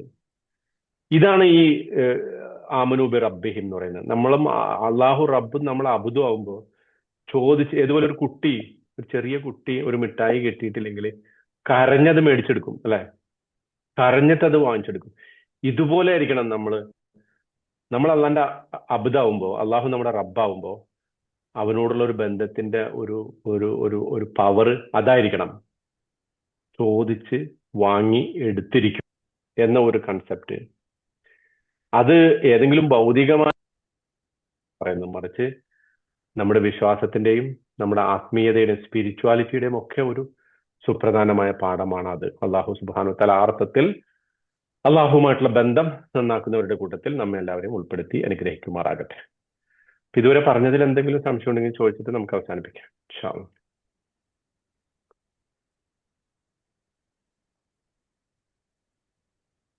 ഓക്കെ, സംശയമൊന്നും ഇല്ലാന്ന് വിചാരിക്കുന്നു. അള്ളാഹു സുബ്ഹാനഹു വ തആല പരിശുദ്ധ ഖുർആൻ മനസ്സിലാക്കുകയും അത് ജീവിതത്തിൽ പകർത്തുകയും ചെയ്യുന്ന ആളുകളുടെ കൂട്ടത്തിൽ നമ്മൾ ഉൾപ്പെടുത്തി അനുഗ്രഹിക്കുമാറാകട്ടെ. അല്ലാഹുമ്മ ജഅൽ ജംഅനാ ഹാദാ ജംഅൻ മർഹൂമാ വജ്അൽ തഫറഖനാ മിൻ ബഅദിഹി തഫറഖൻ മഅ്സൂമാ. അല്ലാഹുമ്മ ലാ തജ്അൽ ഫീനാ വലാ മഅനാ ശഖിയ്യൻ വലാ മഹ്റൂമാ. اللهم اجعل القرآن العظيم ربيع قلوبنا ونور صدورنا وجلاء همنا وذهاب أحزاننا وهمومنا. اللهم علمنا منه ما جهلنا وذكرنا منه ما نسينا. اللهم آنس بالقرآن وحشتنا في القبور. اللهم اجعله لنا شفيعا يوم القيامة. اللهم اجعله لنا دليلنا إلى جناتك جنات النعيم برحمتك يا أرحم الراحمين. سبحان ربك رب العزة عما يصفون وسلام على المرسلين والحمد لله رب العالمين. سبحانك اللهم وبحمدك أشهد أن لا إله إلا الله أستغفر الله وأتوب إليك. السلام عليكم ورحمة الله وبركاته.